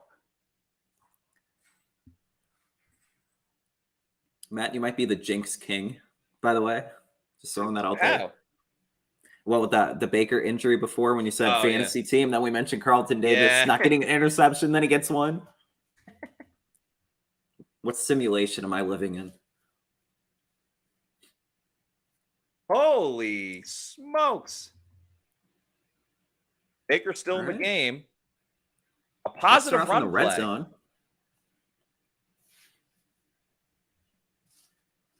I cannot believe what I just saw.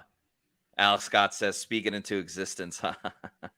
Jason W. Sanders, Jason W. Sand says, Devin tackle followed by CD3 interception. That is so funny. Oh my God. All right, Matt, what's happening next? Craigula said, no way someone really just manifested a Carlton Davis pick. I think Baker's going to get sacked. I think that's what's going to happen. Or they're going to run it again. Run, Baker! Run! Okay. Oh, Peyton Durham! Durham? Holy, this is the craziest game! What the hell is going on? Looks like Rob Gronkowski in that 87 jersey. What in tarnation? The footwork, the finesse.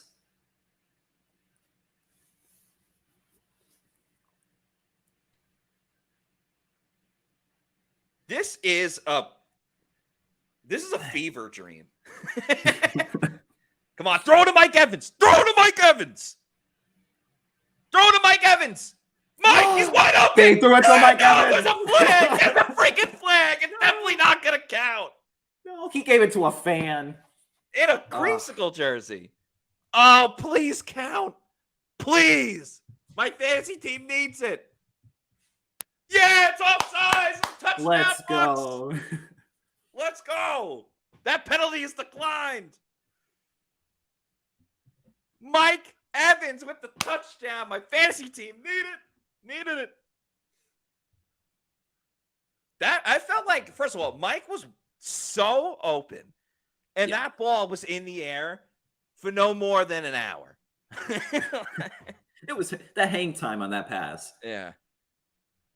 It looked like the defense was going to Payne Durham after he made that really good catch, and they forgot about there's Mike Evans over in the corner. Whew. What a bizarre game.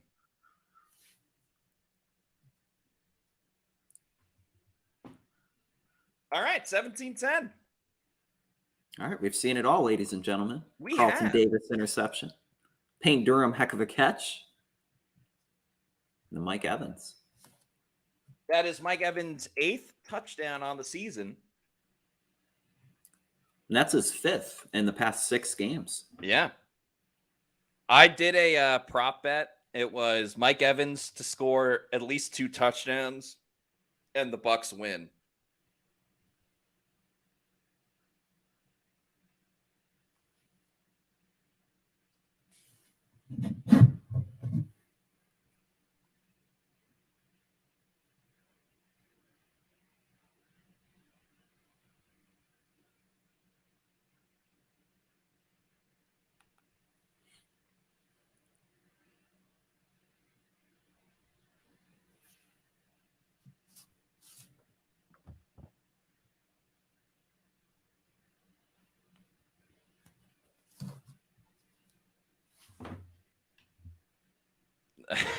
I don't even know what to think right now. No.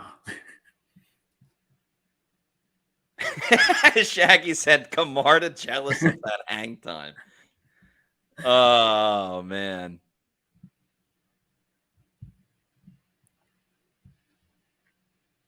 Yeah, Daniel Gomez says, I thought 87 had the touchdown.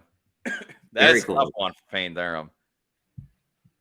James Matz says, Bowles will figure out how to take all the air of momentum out of the team due to inferior coaching. I like this comment here. Welcome to the Pewter roller coaster. Keep your hands and feet in the ride at all times. Hashtag never jump ship. Paul, a.k.a. Florida Dreamhouse, says, the Traskaholics curse broken, touchdown Bucs. Alan Mnemonic says, man, I hope they lose. I want Bowles gone. Nicole says, can Bowles get fired at halftime? Chances of a 3-and-out. Well, I've seen everything in this game. So, you know what? Very likely.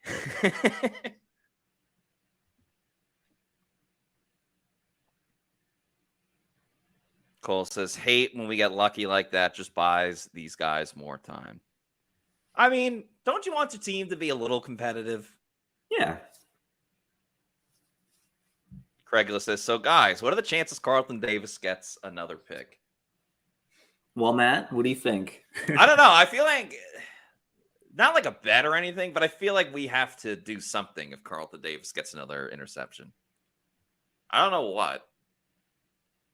Maybe get like an Auburn tattoo? No. I'm not doing that. It's a little too bold. Carlton Davis pick might be as rare as a blue moon. Yeah. Oh, yeah, that's a good point. That Carlton, his last 2 picks have come in the Pewter jersey.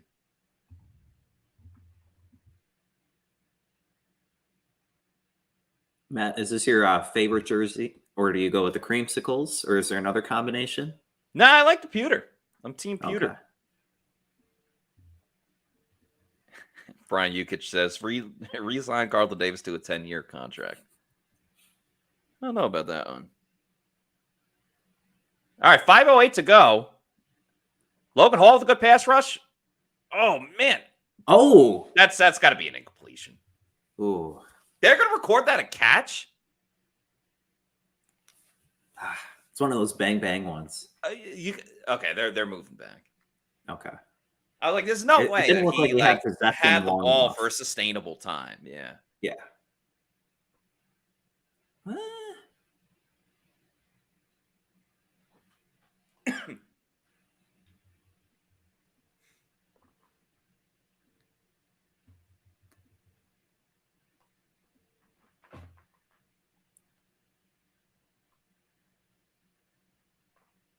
All righty. Less than 5 minutes left. Yeah, 2nd and 10, 4:58 to go.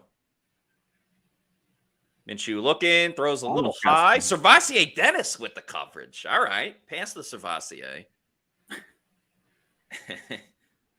So we could see 3-and-out. If he becomes a starter next year, we should make that a bit past the Servassier. Yeah. Well, it's got to be passed to Servassier on interceptions. Yeah. Well, like on the game day show, we can just pass it around. Yes, yeah, I'm down. Yeah. Some people do Henny Fridays. We'll do Cervasier Sundays. Cervasier Sundays. Yeah, there we go. And we got fans film themselves taking swigs as well. We'll throw it on the screen. There we go. All right, third down. Minshew over the middle. It's picked again. Oh, it's almost picked by Antoine Winfield. But that is a stop. That is a stop. That's a 3 and out for the Bucs. Would have lost my mind if it was Carlton. So close. Oh, Antoine. So he's gonna hit the jugs machines. Oh, someone's definitely saying that. Between in 2021, that Bucs Colts game and this Bucs Colts game, they have been some just wild ass matchups. Yep. All right, Devin Tompkins, your time to shine, buddy. Oh, God, he's going to get drilled. No, he did the fair catch. Isn't that a penalty? I thought that was a penalty if you start running after the fair catch. Maybe not. I don't know. Whatever. All right, Bucs are going to have, I don't know how, but the Bucs are going to have a chance to tie the game up. I suggest throwing to Mike Evans. Typically a good idea. Yeah. Brian Hernandez says, good thing the Colts forgot about Taylor. Yeah, kind of crazy that they have not gone back to him.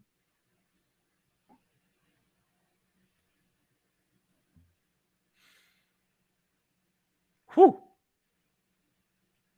See how my fantasy team's doing. So many emotions, so much drama. Tons. If you wanted drama, you came to the right place.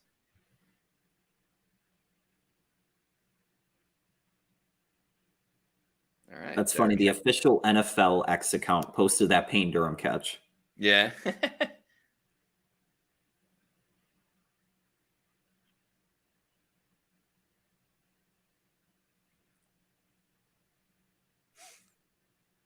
All right.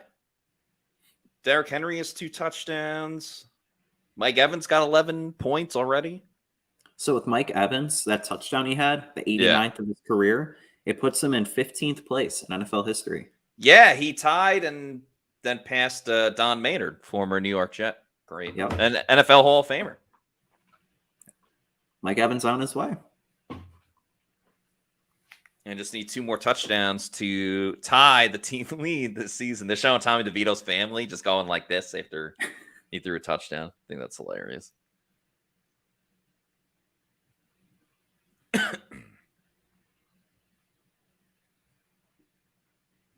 I still think it's wild. Like in week 12 of the NFL season, the Giants and Jets quarterbacks are Tim Boyle and Tommy DeVito. Like, yeah.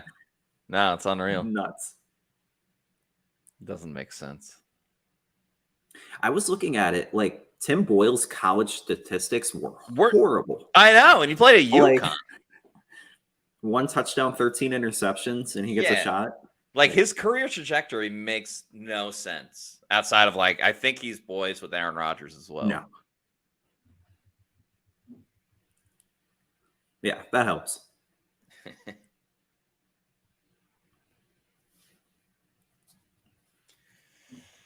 I have no idea what to predict.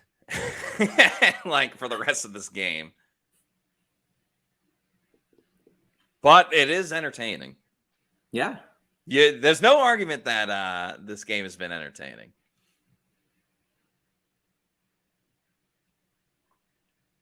All right. Back at it.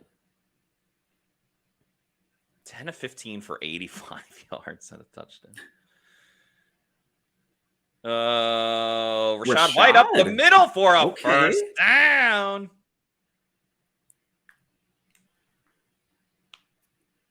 So far, it's his best day rushing on the season. Yeah. Someone earlier on the Pewter GameDay Show was like, is this the first game of the season where Rashad White gets 100 rushing yards? And I was thinking no, but I don't know what he's at right now. But it could be close. I think the key for the Bucs here, obviously you want to go down and score, but I would not want to give the ball back at all.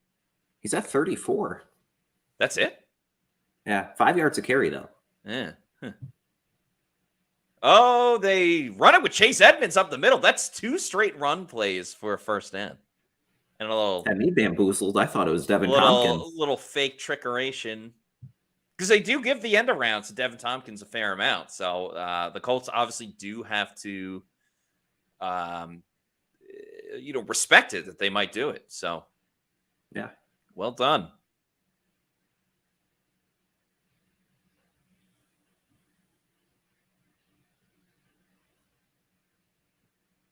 $45 rushing yards on the day for Tampa Bay.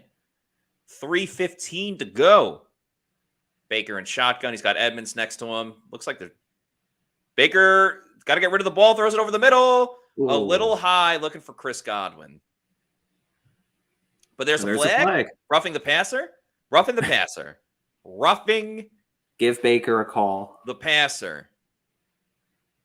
Roughing the passer. 15 yards. Matt, do you have like a crystal ball next to you? I mean, I'm just playing the odds. Like, they didn't throw the flag initially, so it wouldn't be holding. The throw down the field, was just high. It wasn't like Chris Godwin was getting grabbed or anything. So what else does that leave? Illegal contact and roughing the passer. So now 1st and 10, 3:07 to go. That might be the first roughing the passer call this year, like called for Baker Mayfield. It feels like. Yeah. Well, I know you had an article about it. Yeah, Dave Canales said he wished Baker would get a couple more calls. And yeah, Baker obviously didn't like the horse collar tackle.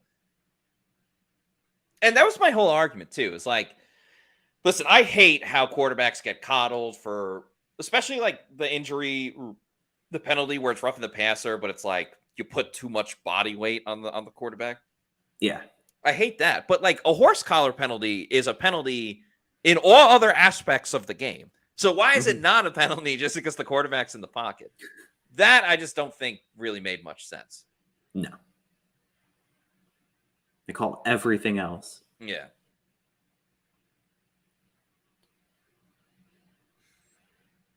All right, a run with Rashad White. Not again. Hit in the hole. There's holes up the middle today. Yeah. Let this bad boy go to the 2-minute warning. Set you up with a 3rd and short. Control the clock. Don't let him get the ball back.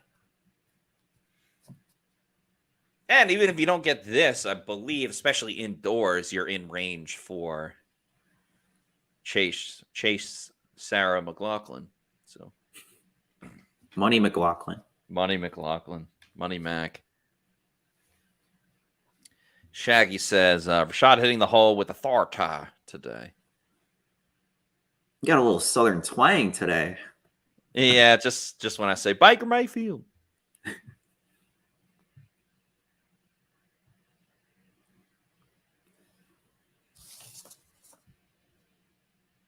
Matt, what do you think about this comment?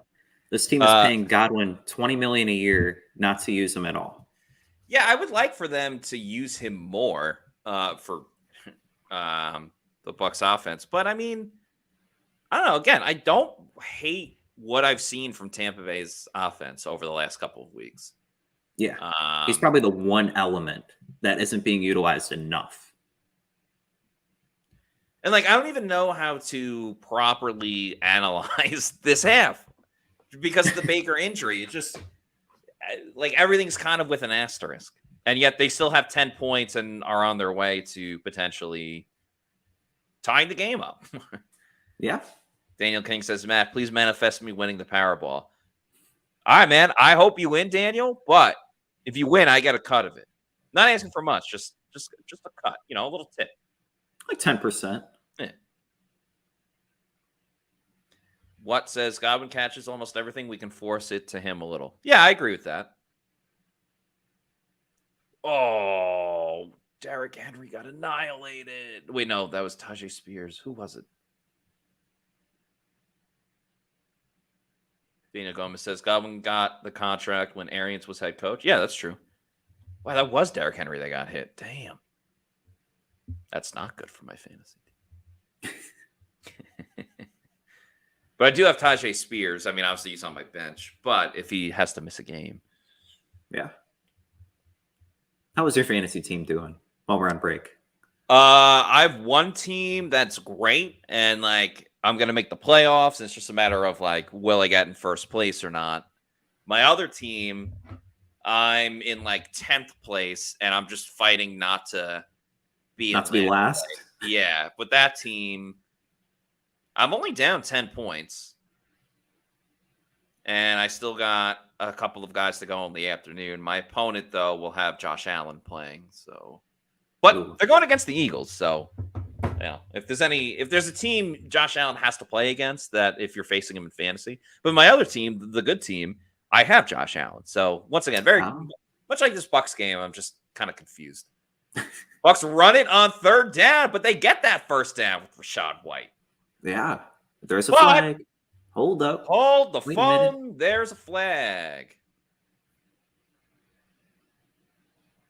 Aaron Stinney. Rough game for Aaron Stinney. That's 2 penalties on Stinney today. Yeah. Let's see. There wasn't even, look at that like gap between the center and the right guard. Yeah. Like that is such an easy hole to go through. That's not a hold. What the heck? First of all, the ref calling it from 100 yards back. Why are you throwing a flag? That's an awful call. Yeah.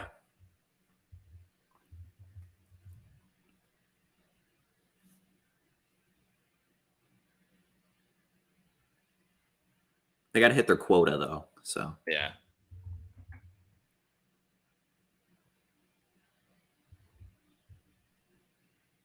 Oh my God. Chris Godwin. Is that his first drop this year? Yeah. Ooh.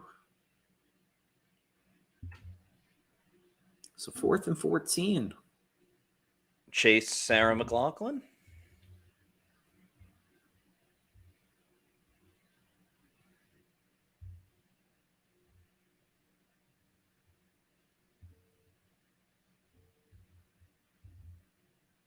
That was a bad call. They're gonna long lost Glazer says that's a 7-point call. It is. Camarda trying to pin him deep. Can't. Yeah, it's a rough one. Colts are gonna have 2 minutes, 1:44.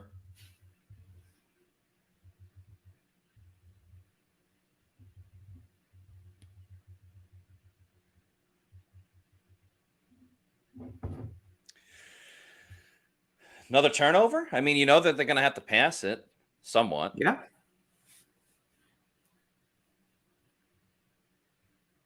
That sucks, too. I mean, they were in field goal range.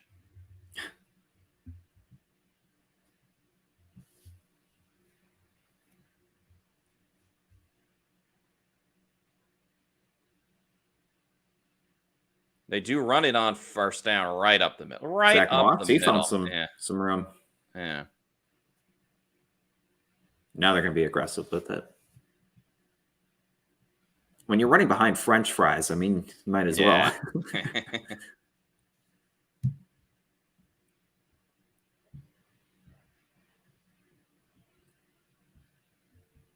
1:15 to go.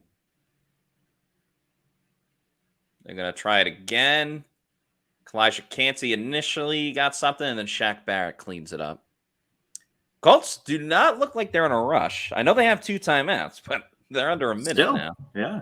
Not playing for a touchdown. Very conservatively, which I don't think the Bucs will have any issue with. 2nd and 8.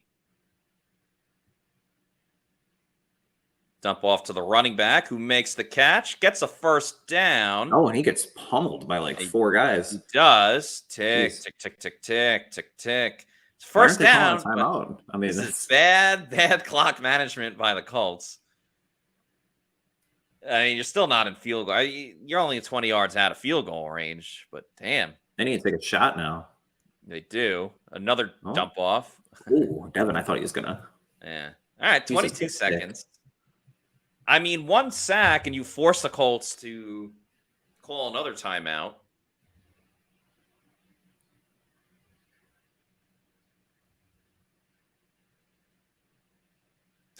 This has been such a weird game. Such a weird game.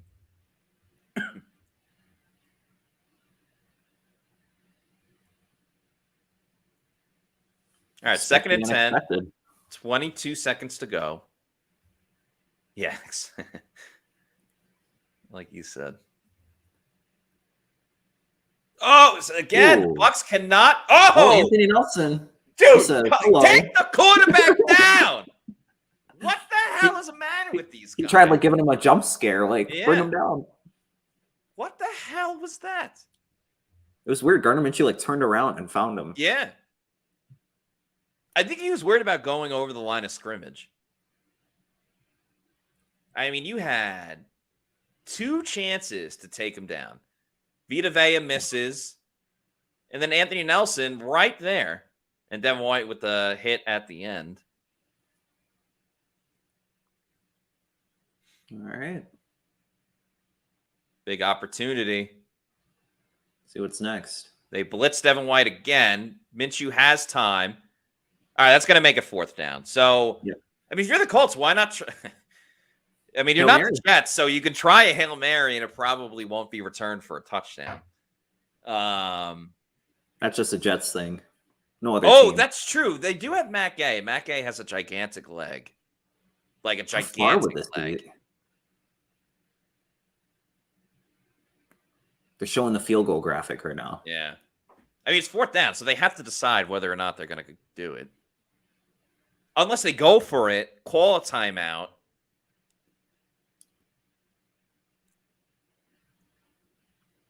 And they get it, and then try to kick a field goal. Yeah. This is kind of like the Bucs Packers NFC Championship game. Where, like, remember, everyone Yeah, initially thought they were going to run one more play just to get into field goal range, but instead they went deep.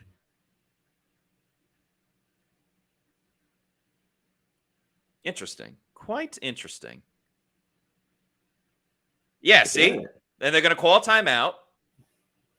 Carlton was smart there almost. He kept like dragging him to get the clock down, but God, only the Bucs, man. ice the kicker.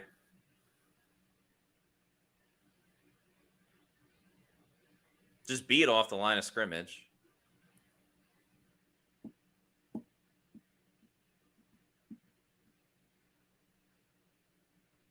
Yikes.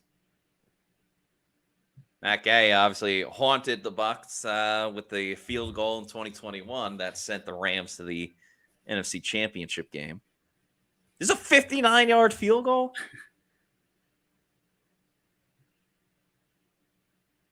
He's going to The hit fact it. that they got points out of this, maybe. He's definitely going to hit it. Yeah. There's no doubt in my mind he's going to hit it. The way the game's going, he's going to drill it right down the middle. And this is going to be another half where the Bucs have all 3 of their timeouts. And Oh, boink! he missed it. And the mascot. Yeah. Wow. All right. Well, he missed it. 17-10. That's halftime. We're going to take a little break, and then I'll be back for the 3rd quarter. Adam, thank you for joining. Yeah, thanks for having me. All right. Be back in a bit.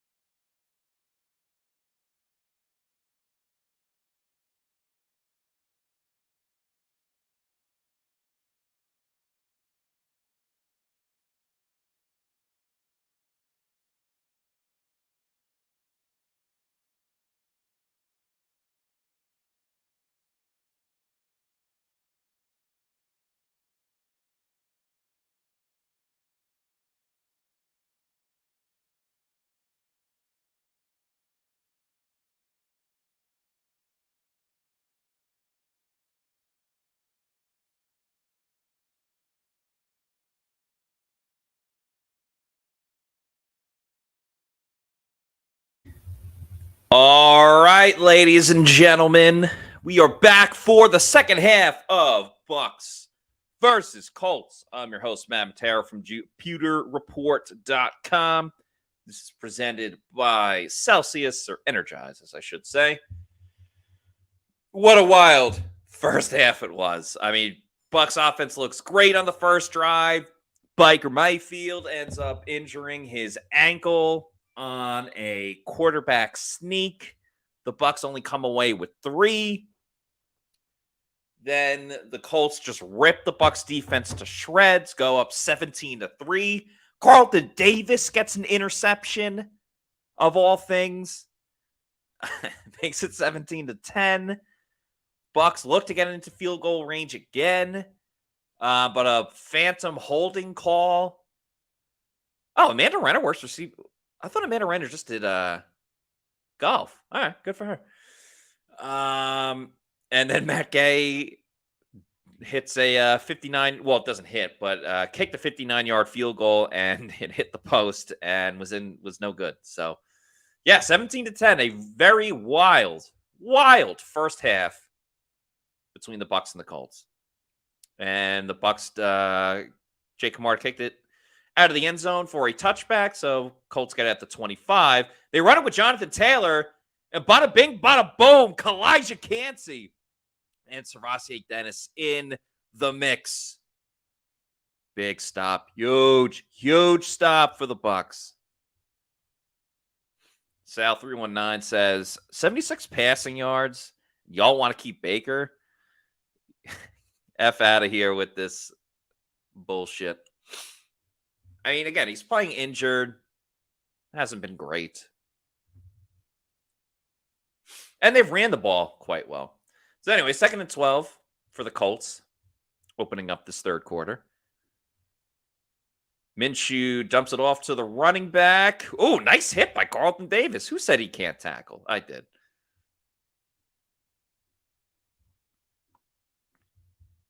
See the Bucs and get a quick 3 and out. That'd be nice, wouldn't it?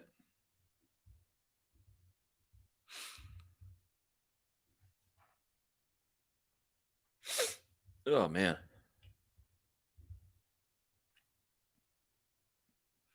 Yeah, I agree, though, Sal. Like, if Baker can't move around, then you got to get him off the field. 3rd and 6 on this opening drive. Bucs send a number of blitzers. No one even got remotely close to Gardner Minshew. I mean, they sent Devin and Antoine Winfield Jr. Minshew had all day.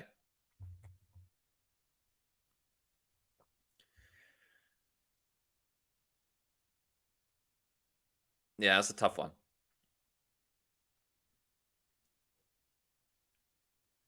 Gonna hand up. Had me fooled on that play action.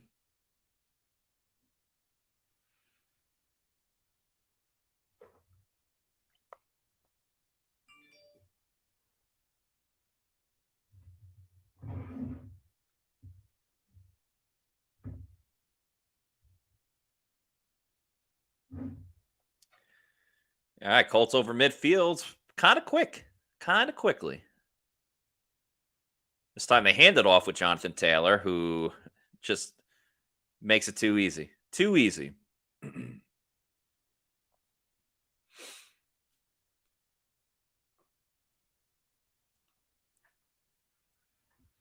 Al Bundy says, Bucs first pick in 2024 must be an edge. Well, probably should be a quarterback.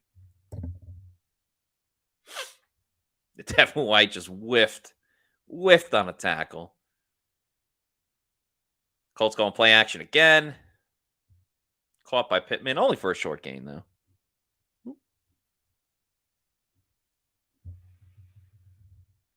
Valerie.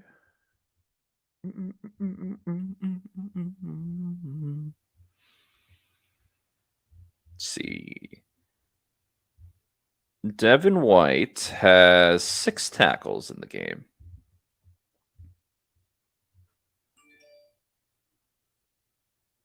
And Lucas says, how is Davis the only one playing hard? Oh, boy. Bucs having major issues stopping the run. Carlton Davis with another tackle. Oh, wow. The Colts, not the Colts, the Patriots tied it up.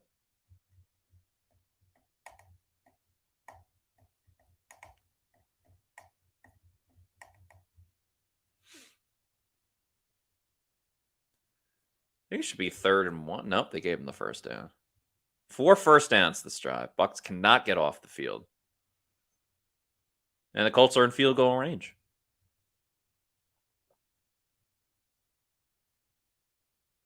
There you go. It's Frosty Dennis with the stop.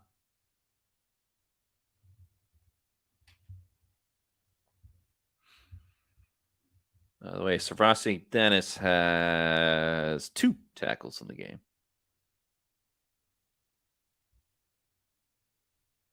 And a pass deflection.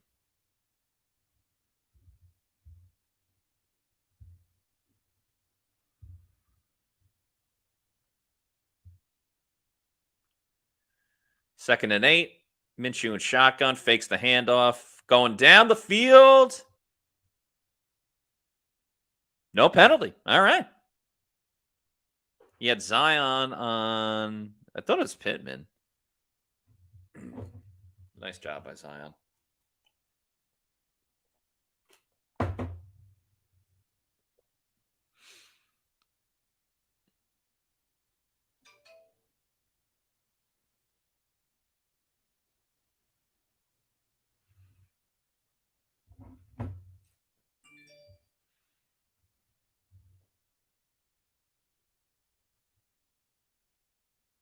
All right, 3rd and 8. See if the Bucs can get the stop here. The vaunted stop that they have not gotten. Minshew throws over the middle. Oh, that ball was tipped for a moment. No Bucs were close enough to try to make the stop. So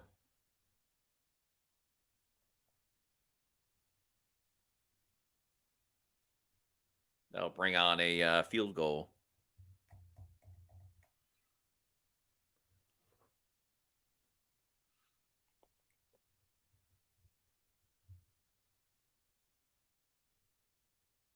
Oh, man. If that ball just got tipped up in the air a little bit more, Zion wouldn't have been able to pick it off.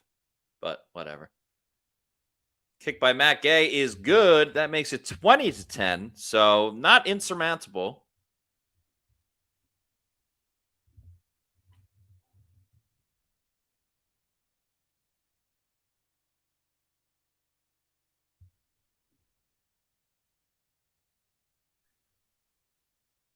It definitely makes it closer.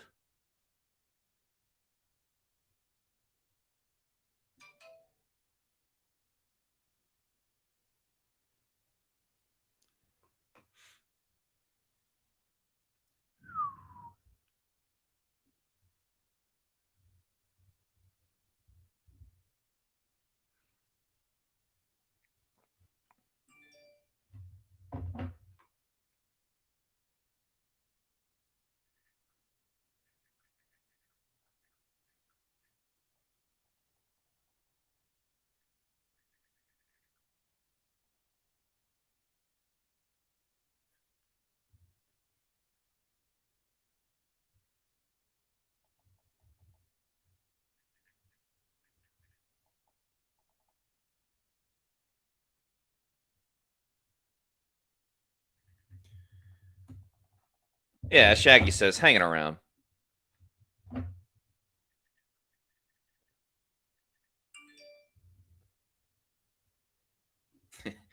David Sussman says, I want to bet $1,000 that Canales will call a stupid run down the middle on first.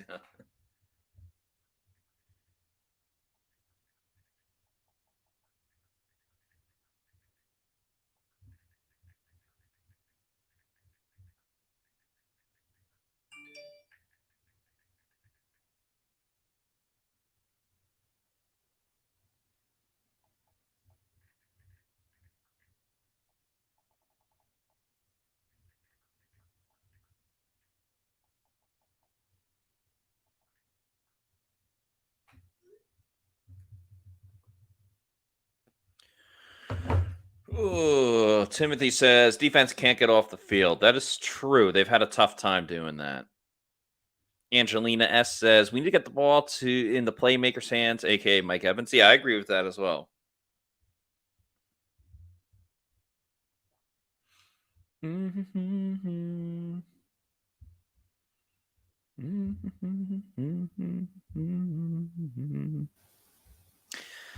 Bucs need a big drive to start this third quarter. See, 20-10. So touchdown would make it 20-17. All right, maybe the Bucs can win 23-20. So that way the Bucs would cover, they'd win. And the over-under 43.5, depending on what you got it at, would either push or go under. Yeah, that's the dream. That is the dream.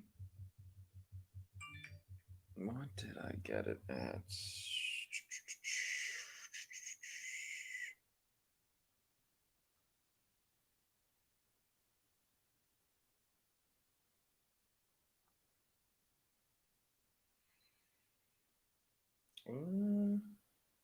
All right. Nice play to Chris Godwin. So, Zussman, you would be down $1,000. Oh, never mind. It's under 46. My apologies. Where did I get 43 from? Oh, wow. It bumped up. Yeah, I initially got it at 43.5. Either way. Okay, we'll worry about that later. Bucs got a first down. They're moving. They're moving and shaking on this drive. There's your run up the middle, Zussman, for about 4 yards. As Lucas Petit says, Chris, baby. Love to see Chris get going. Come on, I need the Steelers. I got them -2. Got them covering. Get in the end zone. Get in. Yeah. Touchdowns. Oh, there's a penalty.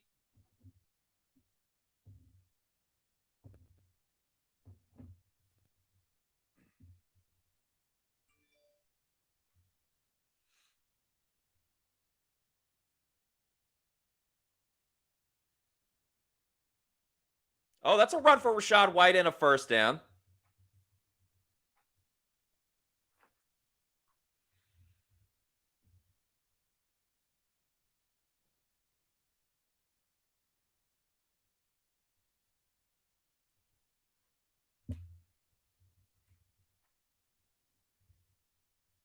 Nicola says, wish Bowles was a winner, love him as a person. And Zan's Beats says, a TD changes this game. Yeah, I mean, a touchdown keeps them, I mean, they're right back where they were. All right, big time touchdown by the Steelers. Baker and shotgun, 1st and 10 at the 40. Oh, he's looking. He's got time. Oh, Baker. Oh, he got rid of the first one. Couldn't get rid of the second one. That's a tough one. That seems like a coverage sack. Yep, as Angle says. Coverage sack, ... Oof. Daniel Gomez wants to know, what's Baker doing? Stupid sack. Yeah, I agree with that too. Wow, David Moore was open. Yeah, I mean, you can't take the sack there. Either run, which he had, and they had a D tackle in the QB spy area. Yeah, then you got to throw it away. Al Scott says, all these stupid run calls for 5+. Throw over the middle. Oh, my God. Trey Palmer just had a ball that would have been a first down. On 2nd and 17. Yeah, my bad. But yeah, it is your bad. As Angle says, Palmer, come on, man. Ah, dude, you got to catch that. Angelina S says, come on, Trey. Golly, what a throw. Get Palmer out of the game. Palmer screwed up. Well, you don't have Rakim Jarrett anymore.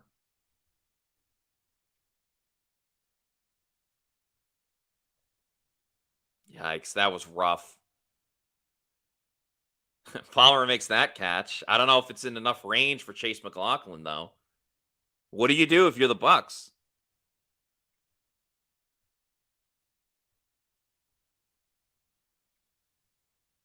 That's a tough one.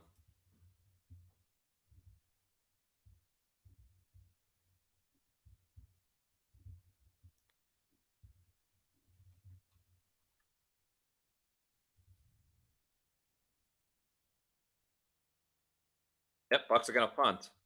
That's costly.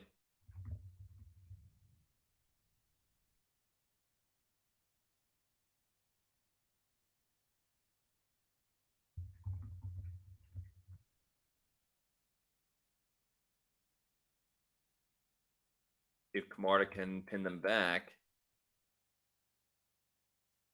I mean, no effort at all. Another bad punt. Terrible effort by Josh Hayes.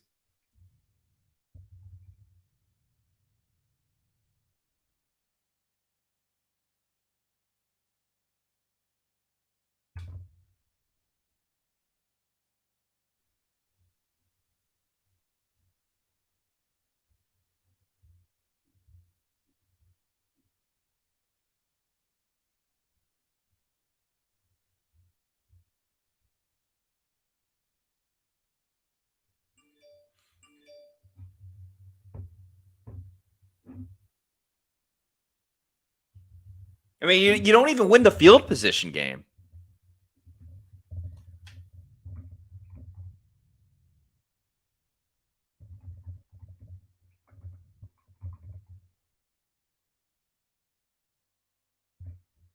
That's bad. And, this Bucs defense hasn't played that well.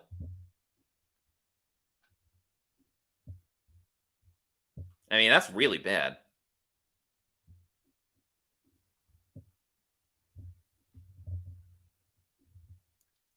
Air Raid Band says, can we all just accept that the Bucs are a bad football team?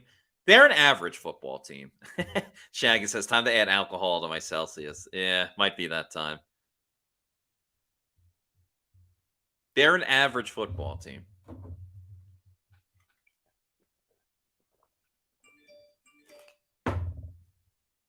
I mean, if you hear the footsteps, at worst, just make the catch and go down. It makes it a 3rd and 2. Man, that was rough. That was rough.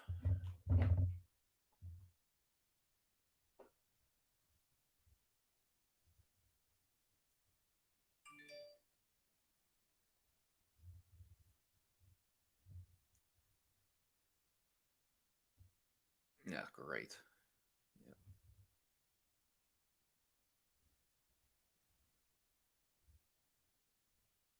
Oh, I didn't realize I was going against Najee Harris. Damn.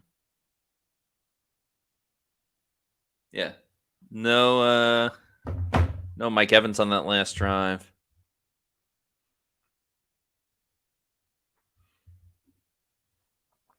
By the way, Falcons are leading 14-9 against the Saints.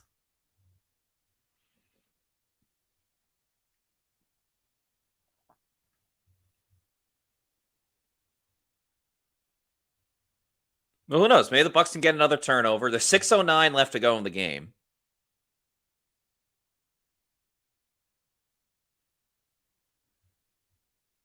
Jonathan Taylor starts with the run.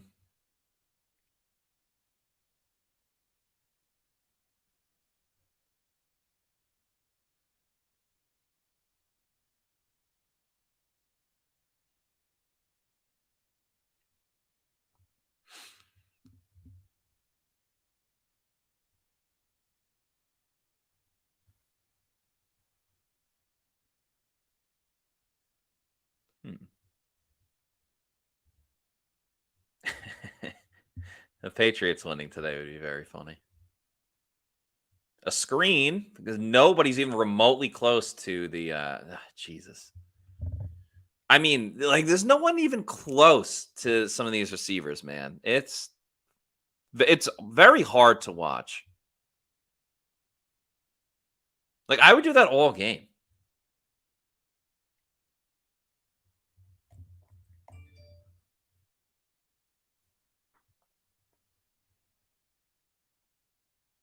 No, the Bucs can't stop the run. A missed tackle by Christian Izien. 2 missed tackles. Another first down. Bucs do not have much going for them.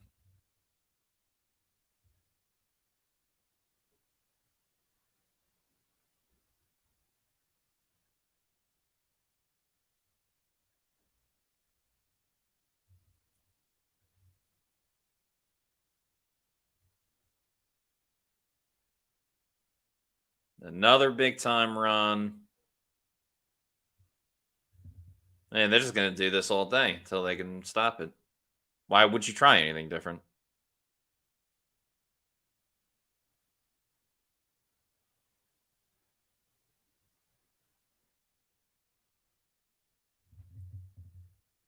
That's a 6-yard run.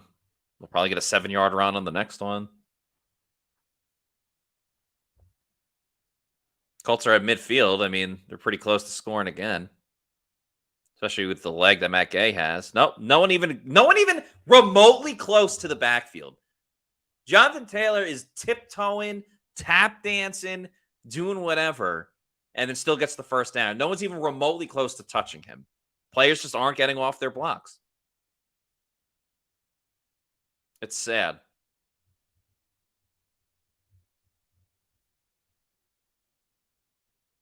I think if the Colts didn't throw another pass for the rest of the game, they could win. Because they get a couple first downs, and I don't know if the Bucs can score 10 more points. That was a nice stop, but it's been too little too late.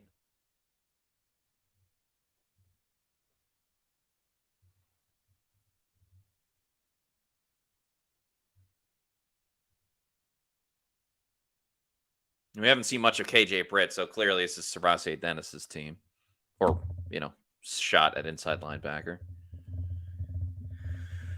Whew. Yeah, Todd Bowles going to get fired. I mean, not like after this game, but I mean...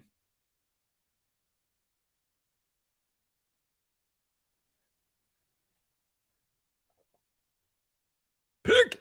Oh, what a stupid... I was talking about the the Steelers-Bengals game with the pick.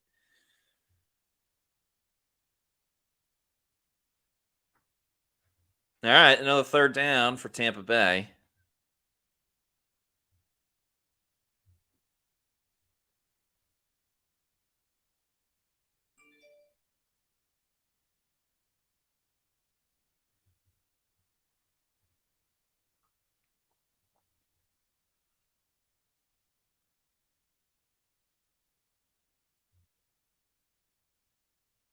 Oh, low snap.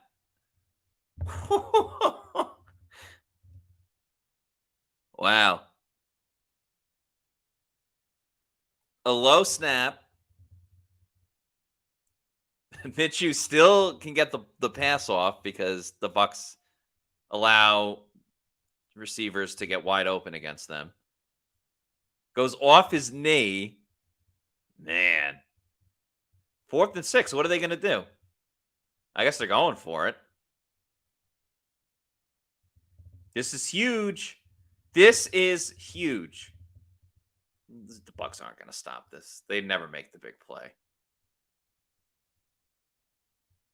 Yep, Minshew's got all the time in the world.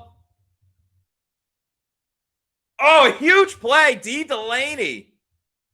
Big time stop for the Bucs.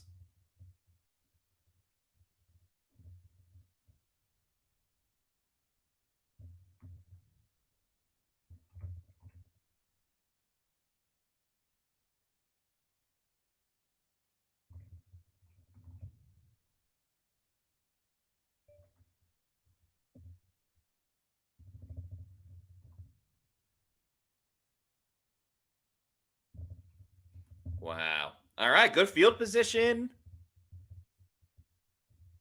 Bucs have to capitalize here. Shaggy says, better lucky than good, I guess. Yeah, that probably should have been a penalty. Brian Arena says he was still open. Angelina, I could not agree with you more. Please get the ball to Mike Evans. Give it to Mike. Give it to Mike.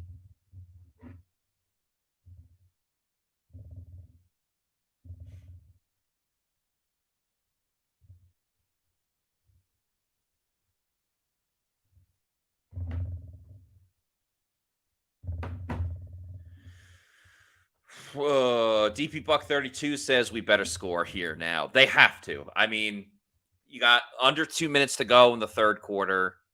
It's not really that close. I mean, you're down 10, but like it does feel like even a field goal here. I don't know if the Bucs can score 2 more touchdowns in this game.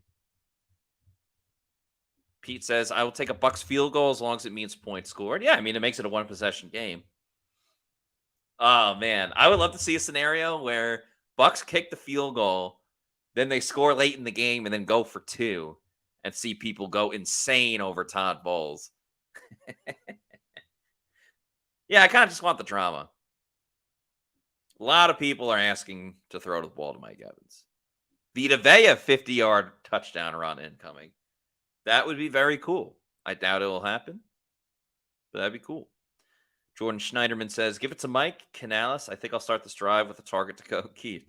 I don't think Keith has been targeted since the infamous 2 first throws of the season in that game against Minnesota, which obviously Keith played at Minnesota, so any place to get those targets.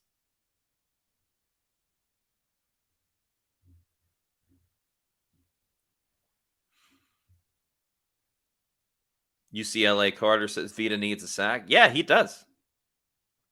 All right, Bucs got the ball on the 40. It's not now or never, but like just get it going, damn it.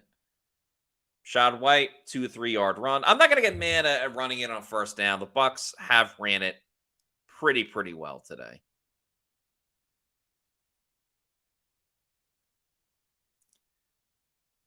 But yeah, the Bucs, I mean, they're showing the graphic here. They haven't had more than 6 plays. They haven't moved the ball that well.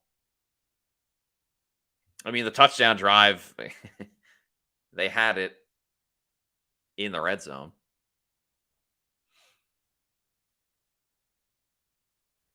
Little play action. Baker, oh, he wants to go deep. Now Baker's going to run. He's not moving that well.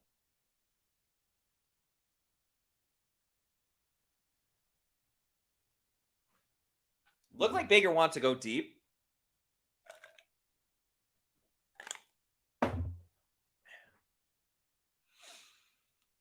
Obviously, don't have the all 22 in front of me. Crucial third down. It's 3rd and 8.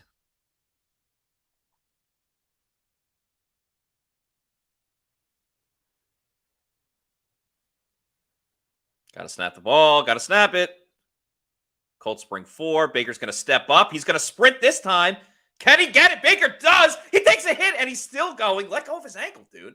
Baker showing the anger and the moxie. Gets up and screams as he gets a first down. Gutsy by Baker Mayfield. As Angelina says, Baker fired up. Baker is a grown man.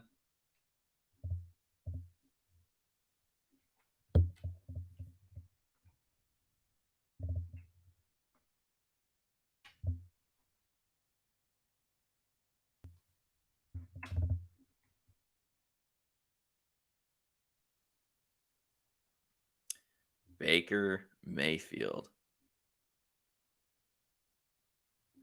Nicole says, no QB slides here. Let's go.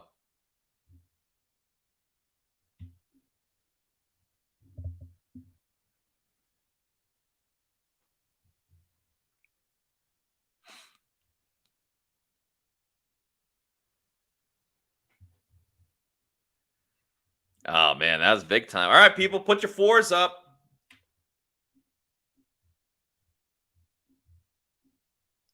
Fourth quarter.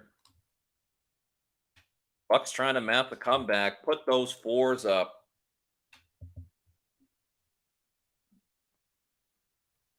Baker smashing.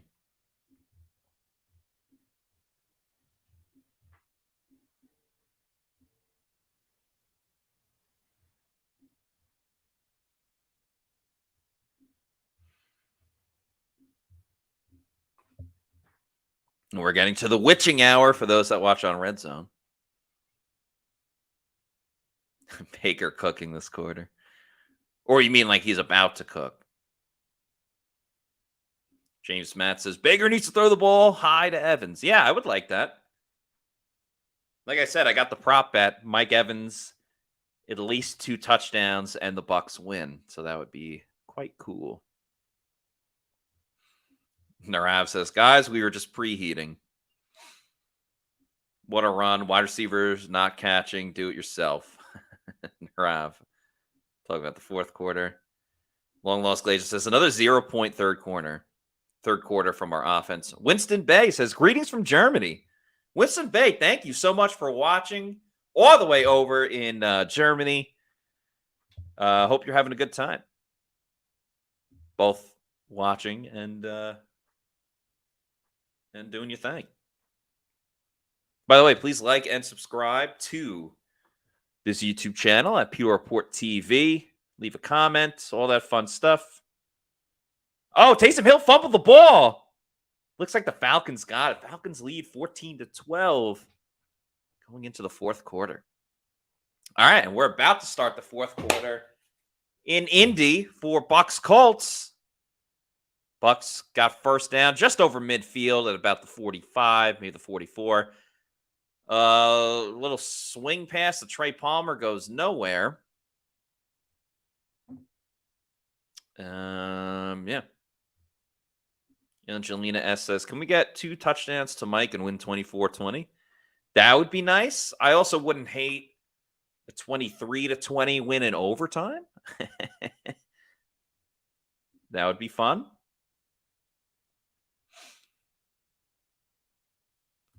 Maybe about 2020 tie.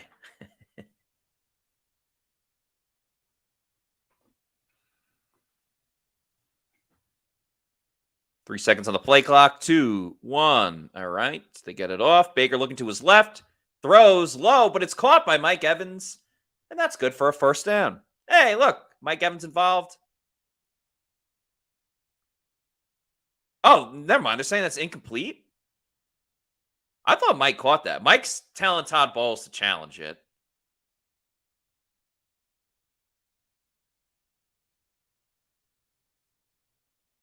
Oh, boy.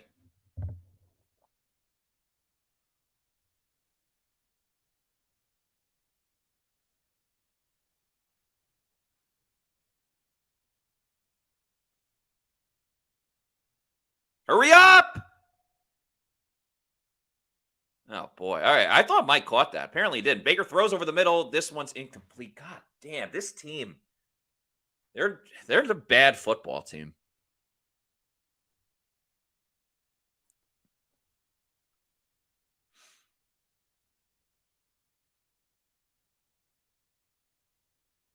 Yeah, the Bucs suck.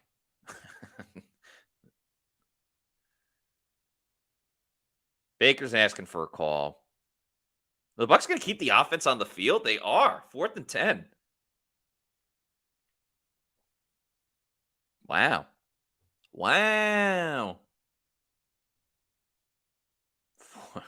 Boy. Oh, boy. This could be the ball game right here. Baker, no one in the backfield. Colts rush 4. Baker throwing. He's got a guy. Chris Godwin makes the catch on 4th and 10. A gutsy call to go for it. A gutsy throw and a ballsy catch by Chris Godwin. Whew! The game is on the line. And Chris Godwin makes the catch.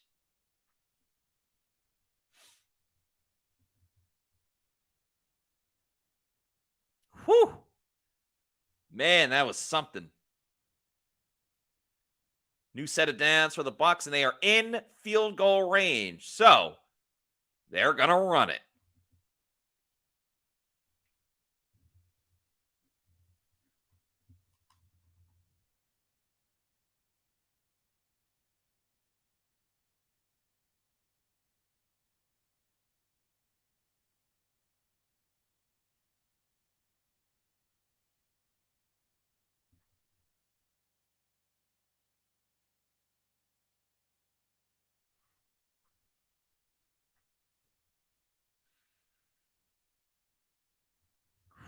Whew.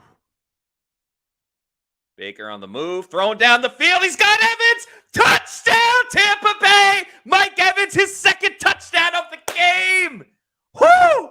And the Bucs are back. That makes it 20-16. 2 touchdowns on the day for Mike Evans. Wow, wow, wow. Whoo! Get Mike Evans the football.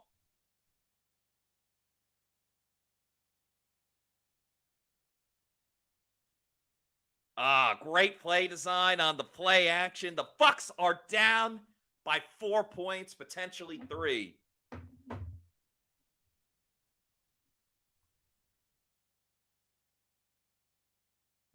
And the extra point's good. That makes it 20-17. Oh, we are in for a fantastic ending.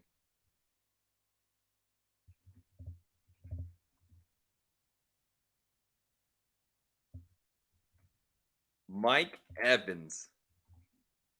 That was great.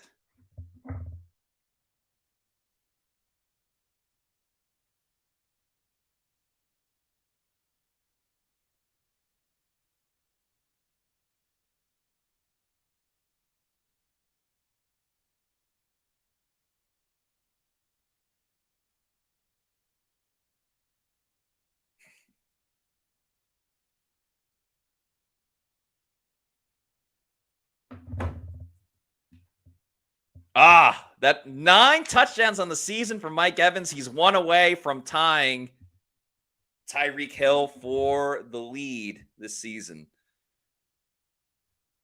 Breeze and TV says, don't forget to like the stream, guys. That's right. And also, we will have, win, lose, or draw, we will have a Pewter post-game show with myself and Scott Reynolds to break down what's just been a wild, wild game. Godwin and Evans.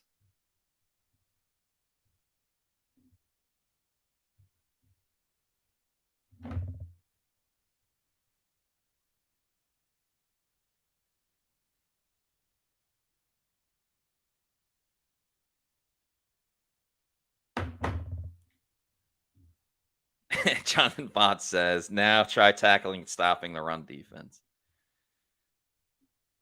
Shaggy, Antoine Winfield Jr. pick 6, speak it into existence.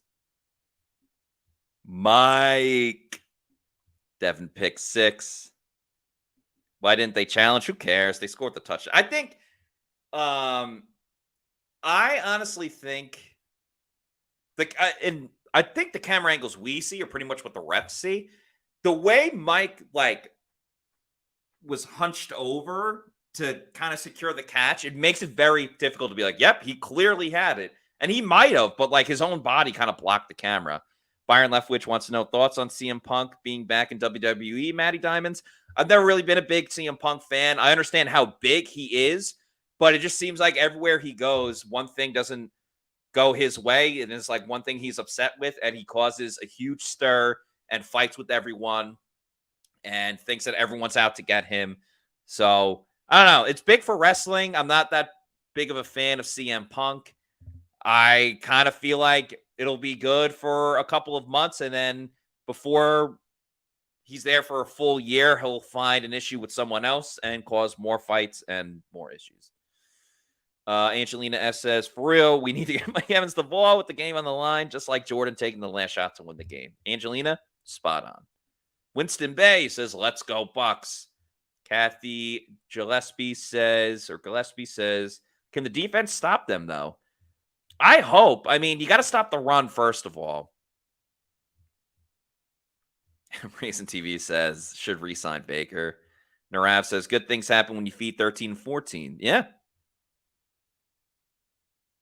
Yeah, I agree with you, Alex Scott, on the Evans play. The ball hit the ground, too iffy. Colts go play action. Logan Hall in pursuit. A nice tackle by Carlton Davis on Pittman. That's maybe a 1 to 2 yard gain. That was nice. All right. Momentum is on the side of the Bucs. They can do big things here.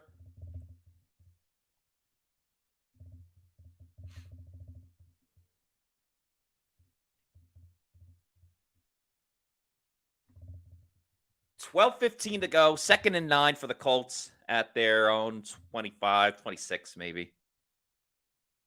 Play action, thrown over the middle. Oh, Zion fell for just a minute. More like a second. That's a first down to Michael Pittman.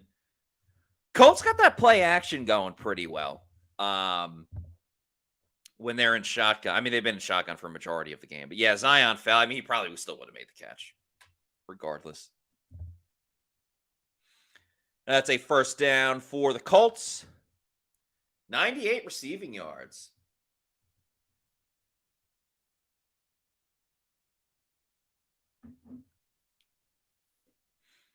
Now they run it. Can they get the stop, though? No, they can't. Bucs have been bad on the interior, man. There's a flag. Could it be holding? It is holding. I feel like there hasn't been too many penalties on the Colts offense today. Bucs catch a break. Ooh, Bijan Robinson with the tutty. They'll make it a 2-possession game. Yaya Diaby drawing the holding?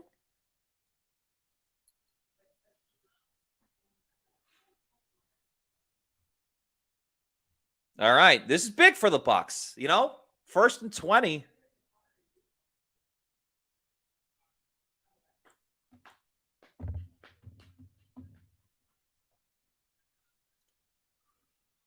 Minshew and shotgun throws the screen to Moss.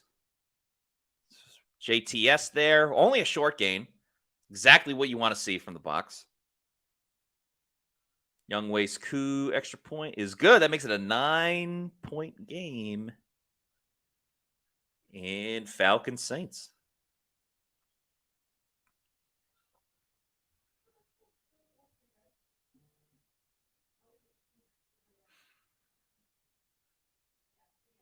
Why do I feel like the Giants and Patriots are going to tie? They're 7. It's 7-7 in that game.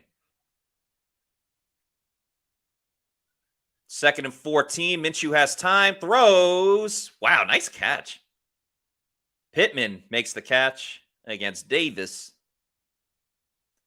They'll make it 3rd and 6. So, again, another huge opportunity for the Bucs to get off the field.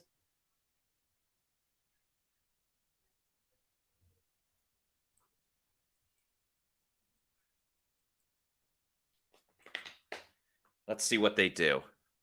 All right. They already have their defensive backs up at the line of scrimmage. I love seeing that. Colts are probably going to try to throw the slant because they've done it all game. Bucs don't blitz. Minshew's going to try to run. He's going to scramble, and he's going to get it. Damn it. They had the coverage. He got the first down. They had the coverage, and they couldn't make the stop. That's a...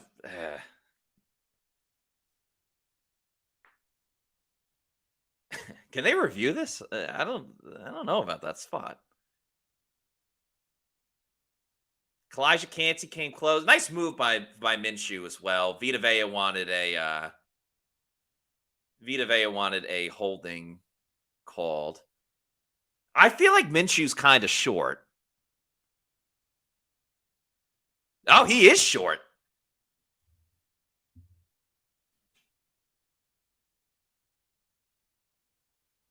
You're the Colts. You got to go for it. I mean, the Bucs did stop them on 4th down. Marav calling for holding, so is Angle.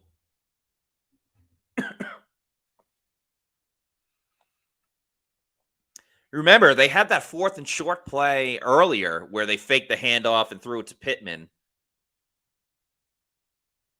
We'll see what they call on this 4th and inches. Now, again, they could try to draw the Bucs off sides, but I guess you would just take the delay of game in that sense. You wouldn't waste the timeout. I mean, you're at midfield. You're giving the Bucs great field position, and the Bucs have done well when given great field position in this game, for the most part. So we'll see. Do they try to draw the Bucs off sides? Do they actually run a play? It's a little bit long for a QB sneak. They do snap it. They go play action. Wide open. Yeah. See, they got him the first time. They did the exact, like the same thing with the play action. They couldn't get to the quarterback. Now Servante Dennis is hurt. I mean, a touchdown here and the game's over.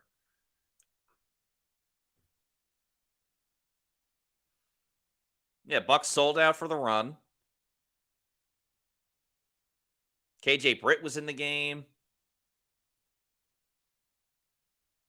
I mean, good hustle by Servante Dennis. Because that would have been a walk-in touchdown.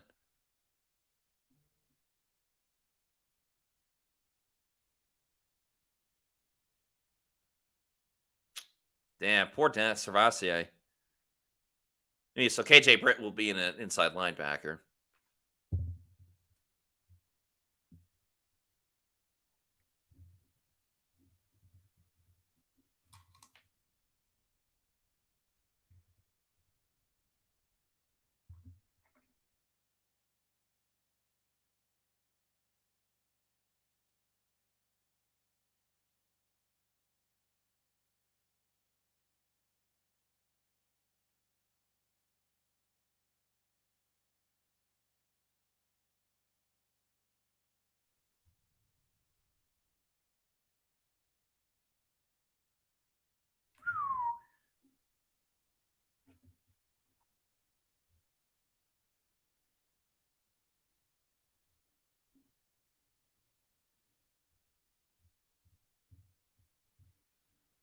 Damn.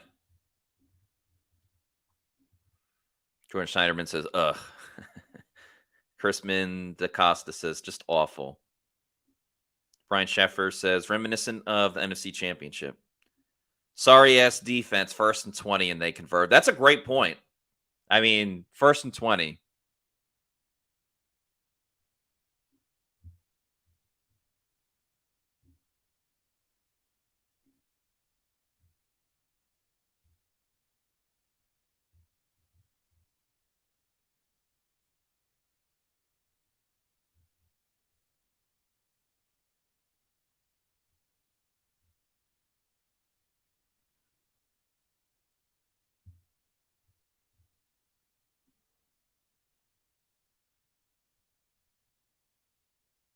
Hey, at least if you hold to a field goal here,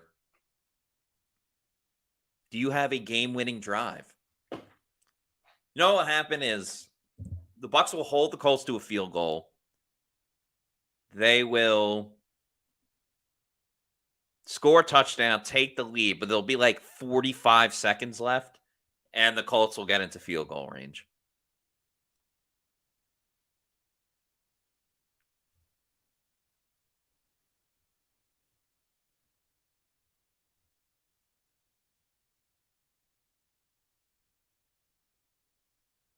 Brian Hernandez says, Vea was held on 3rd down, but of course it wasn't called. Colts running up the middle with Jonathan Taylor with ease. With ease, I tell you.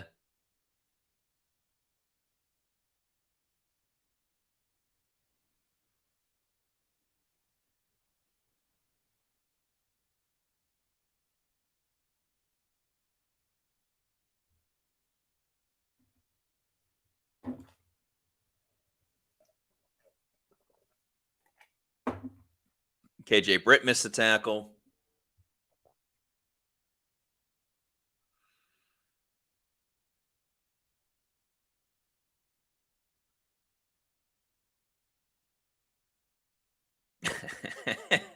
I mean,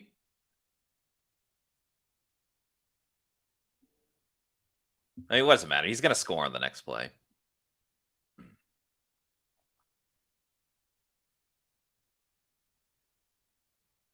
I mean, there's no chance the Bucs stop him 4 times. How does Jonathan Taylor even hold on to the ball? Like, after getting hit like that, jeez. Minshew and shotgun, I don't know why. That's a dumb idea. They'll probably score.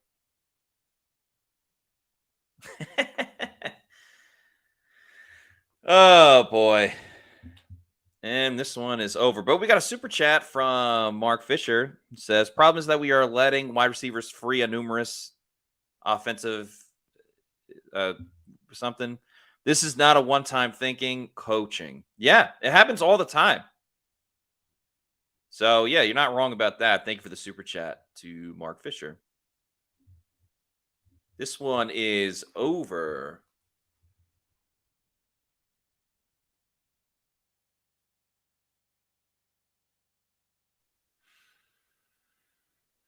Let's see, 27 plus 17 is 4, 3, 44. All right, so the under did not hit. Could the Bucs still win, though?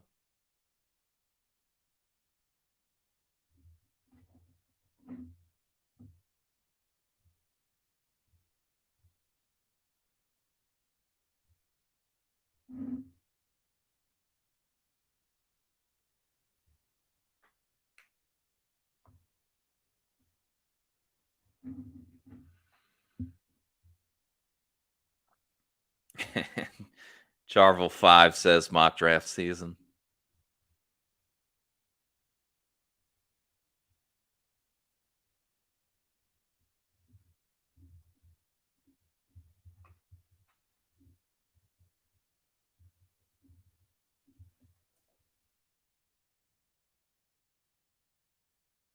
Has it really been sick? Yeah, it's been bad. They lost, what, 4 in a row? Bucs schedule.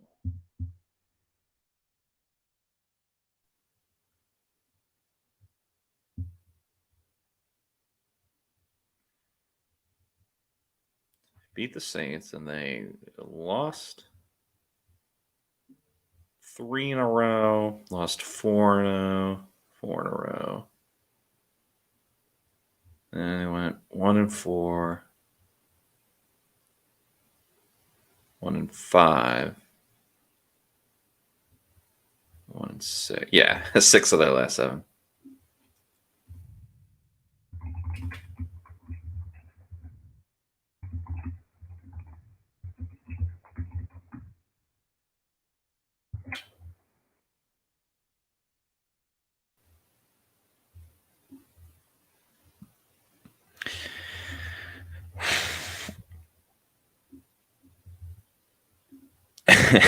The Bucs are still going to be 1 game out of the division.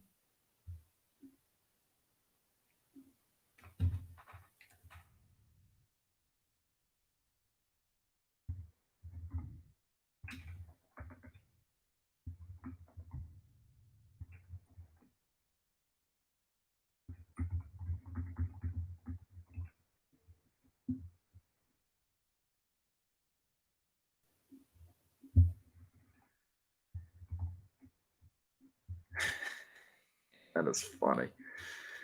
Oh, man.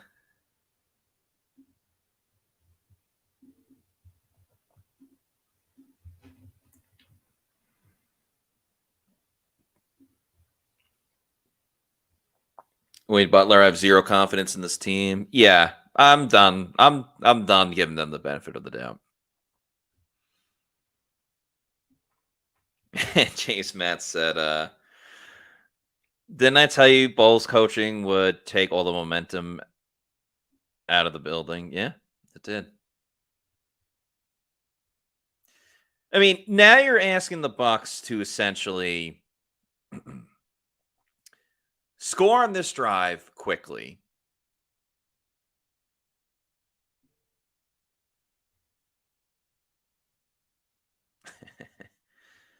Wouldn't mind, for the fantasy points, if Baker wants to rip it up again. There you go. There you go. A tip past the line of scrimmage.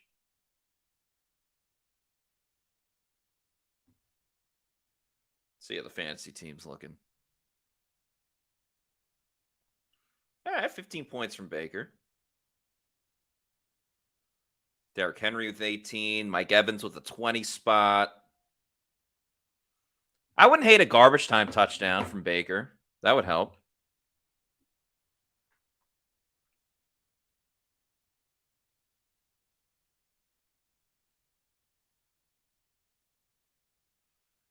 Baker looking. It's caught by Mike Evans. Evans gets out of bounds. Colts asking for the clock to keep going. 3rd and 2. I mean, it's 4 down territory for the Bucs at this point.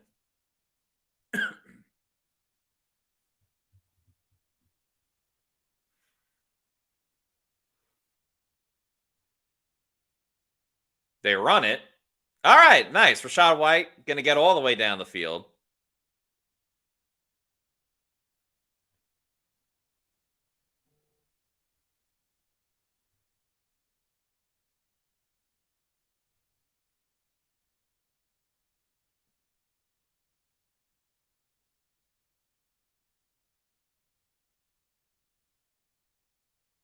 Solid play call.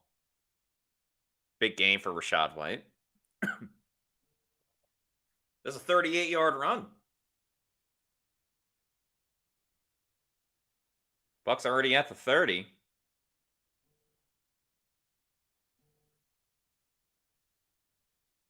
Dump it off to K-Dot. Secures the catch.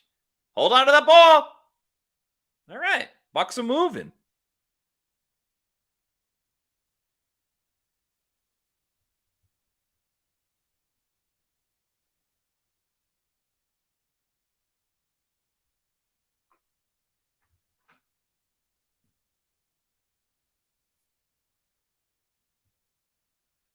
Baker thrown to his left, caught by Evans, and he stays in bounds. All right. All right. As Mrs. Belcher from Bob's Burgers would say.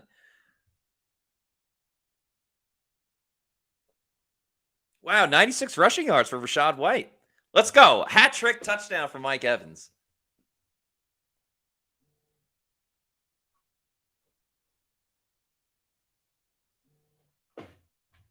Big Mike. Big Mike. Baker trying to scream. Oh, boy. Oh, boy. If you're the Bucs, you really want the touchdown here. Because it's going to be tougher. They're obviously going to have to waste their timeouts and all that stuff. Baker sacked. I believe it's the second sack of Baker on the game.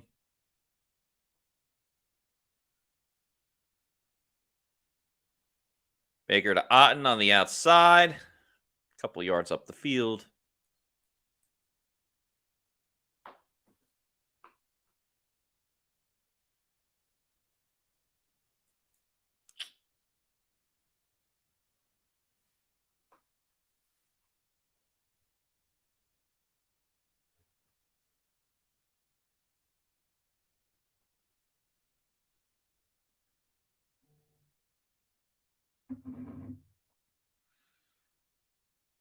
Third and goal. Baker's going to step up in the pot. There's no way. Yeah. All right. Well, oh, man. The other under I got at was 46. That's just not going to hit because the Bucs can't play defense.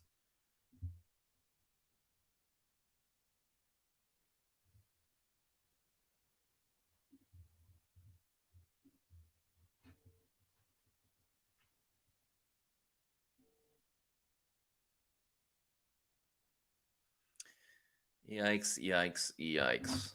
Yikes, yikes, yikes, yikes.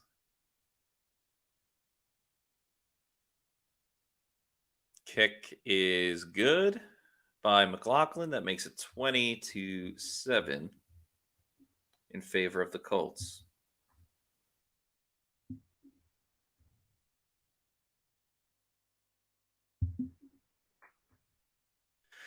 $4:10 to go. Certainly not over.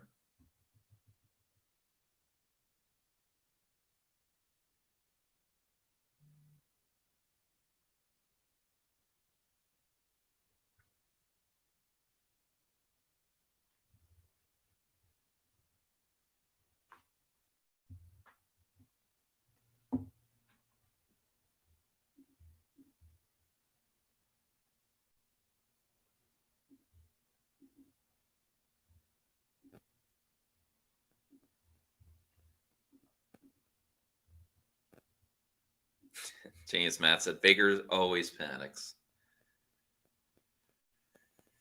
Man, this team is bad. Bad. Listen, you can say all you want about them losing to the Niners and to the Lions and teams like that, but I mean, they had a very winnable game against the Falcons that they lost. They had a very winnable game today against the Colts that they lost.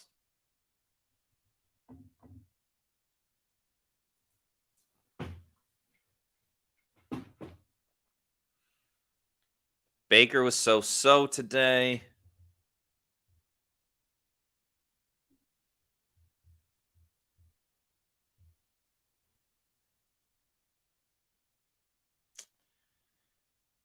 Yeah. A winnable game loser again. Now the Colts can just chew up the clock. I would have run it 3 times with Jonathan Taylor. Bucs aren't going to be able to stop him. You kidding me? There's a flag.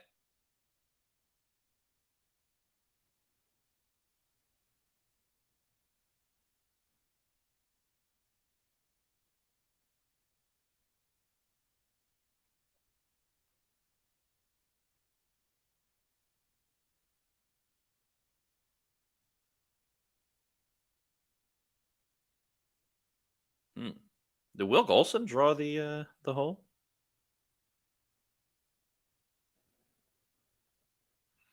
All right. If the Bucs can't get the stop here, then I think Todd Bowles has to get fired.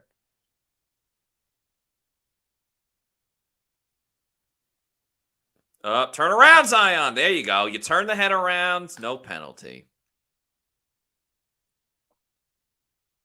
4 minutes to go. 2nd and 20. Bucs have all 3 of their timeouts.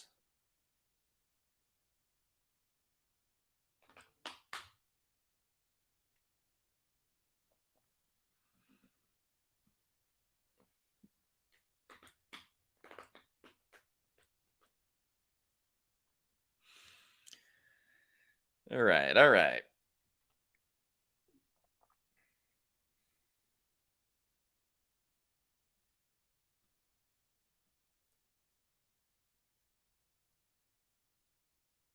Minshew gets sacked by Kalijah Cansey. Nicely done by the rookie. It's another sack for him. Minshew had gotten out of some of those other ones, but unable to this time around.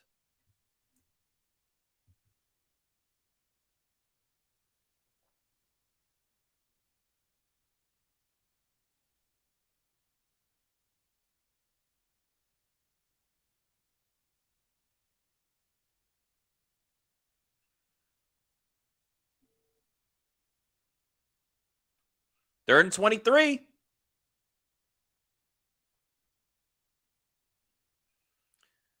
They're going to run it with Jonathan Taylor. Not enough for the first down. Bucs get the stop they need. Do you call timeout here? Nah, I guess not. They'll get the ball back with enough time.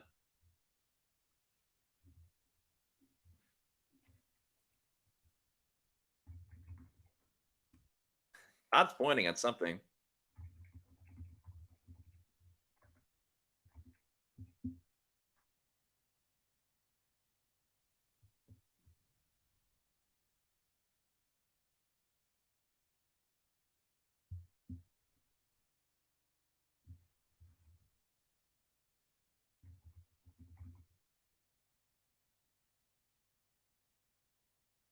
See if Devin Tompkins can do anything here. Nope. Oh, it takes a Bucs bounce. Okay. All right.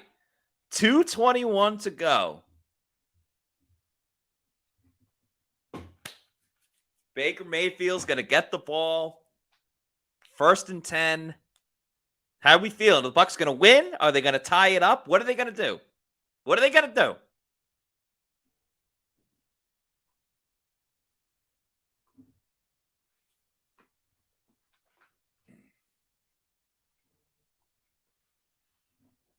Oh, man. I kind of want the Bucs to score and go for 2. But they got to score first.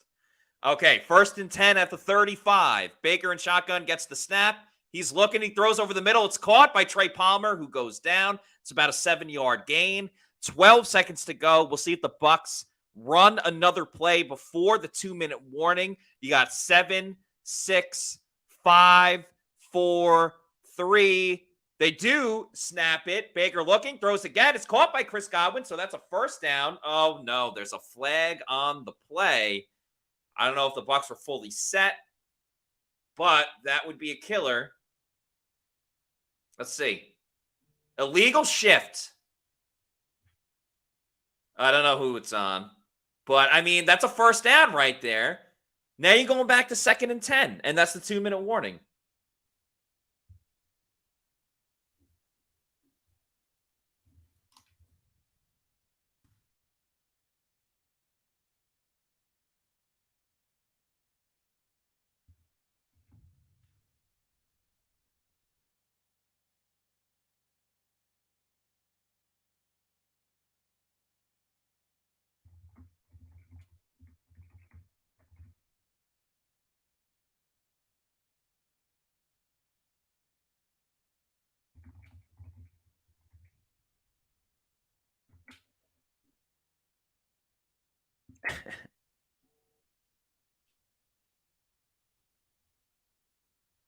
Bucs are consistent with these penalties.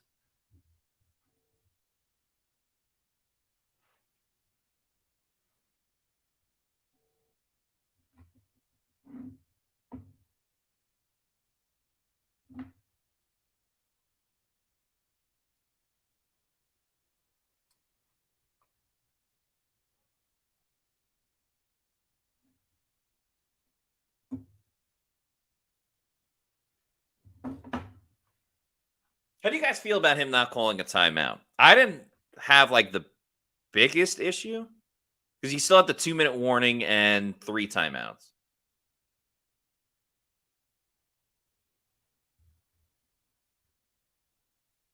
Yeah, we do need a big receiving play by Rachaad White.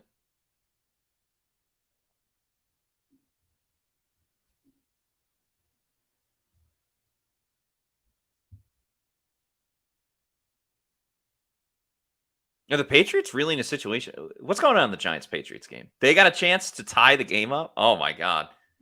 This game is going to be a tie between the Patriots and the Giants. Amazing. Oh, come on, Titans. I need them to beat the Panthers.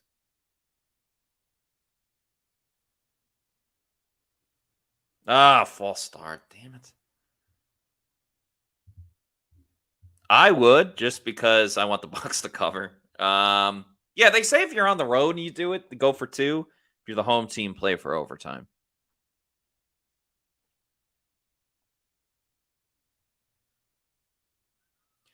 Okay, so 2nd and 10. Oh, did he hit it? It's no good. The Giants beat the Patriots. Well, Tommy DeVito, how you doing? How you doing, Tommy DeVito? Wow, the Bucs just ran the ball. The Bucs just ran the ball with 1:57 to go, and they need a touchdown. I get that they have all 3 timeouts, but you got to move down the field.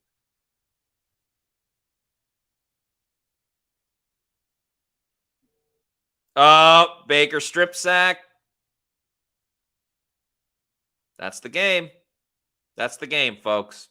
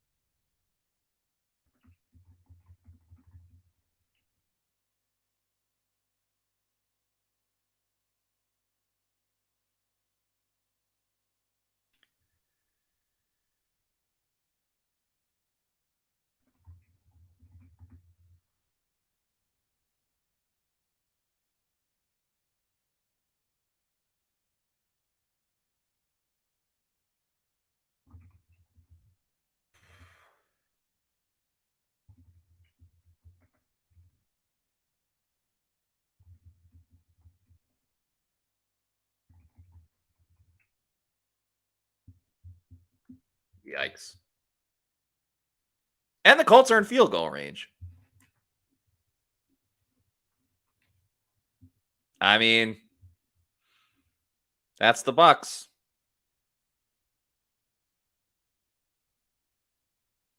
I mean, how's that Baker's fault? He didn't even see the defender. And the Falcons are going to win, so.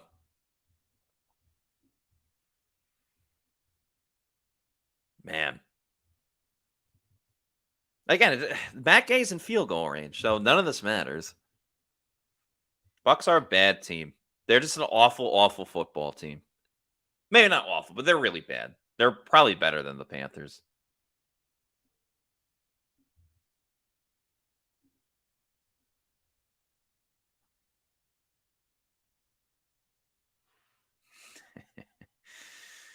Oh, boy. The Bucs. What a game. What a team.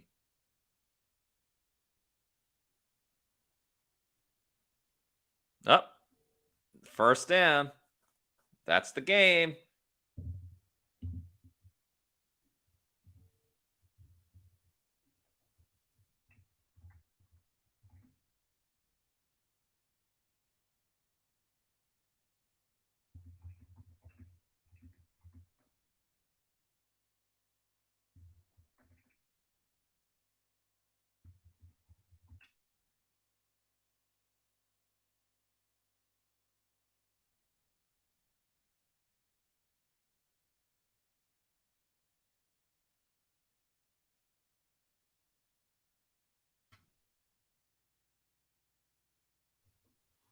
So what are they? 4-7 now. Just a reminder again, everybody, we will have the Pewter Post-Game Show with myself and Scott Reynolds. That'll be coming up in just a little bit. We'll hear from Todd, we'll hear from Baker, and then we'll get it going. So stay tuned to our YouTube channel. Follow us on all of our social media, all that good stuff. We'll be back in a little bit. Thanks, everybody, for watching. I'm Matt Matera. Peace out.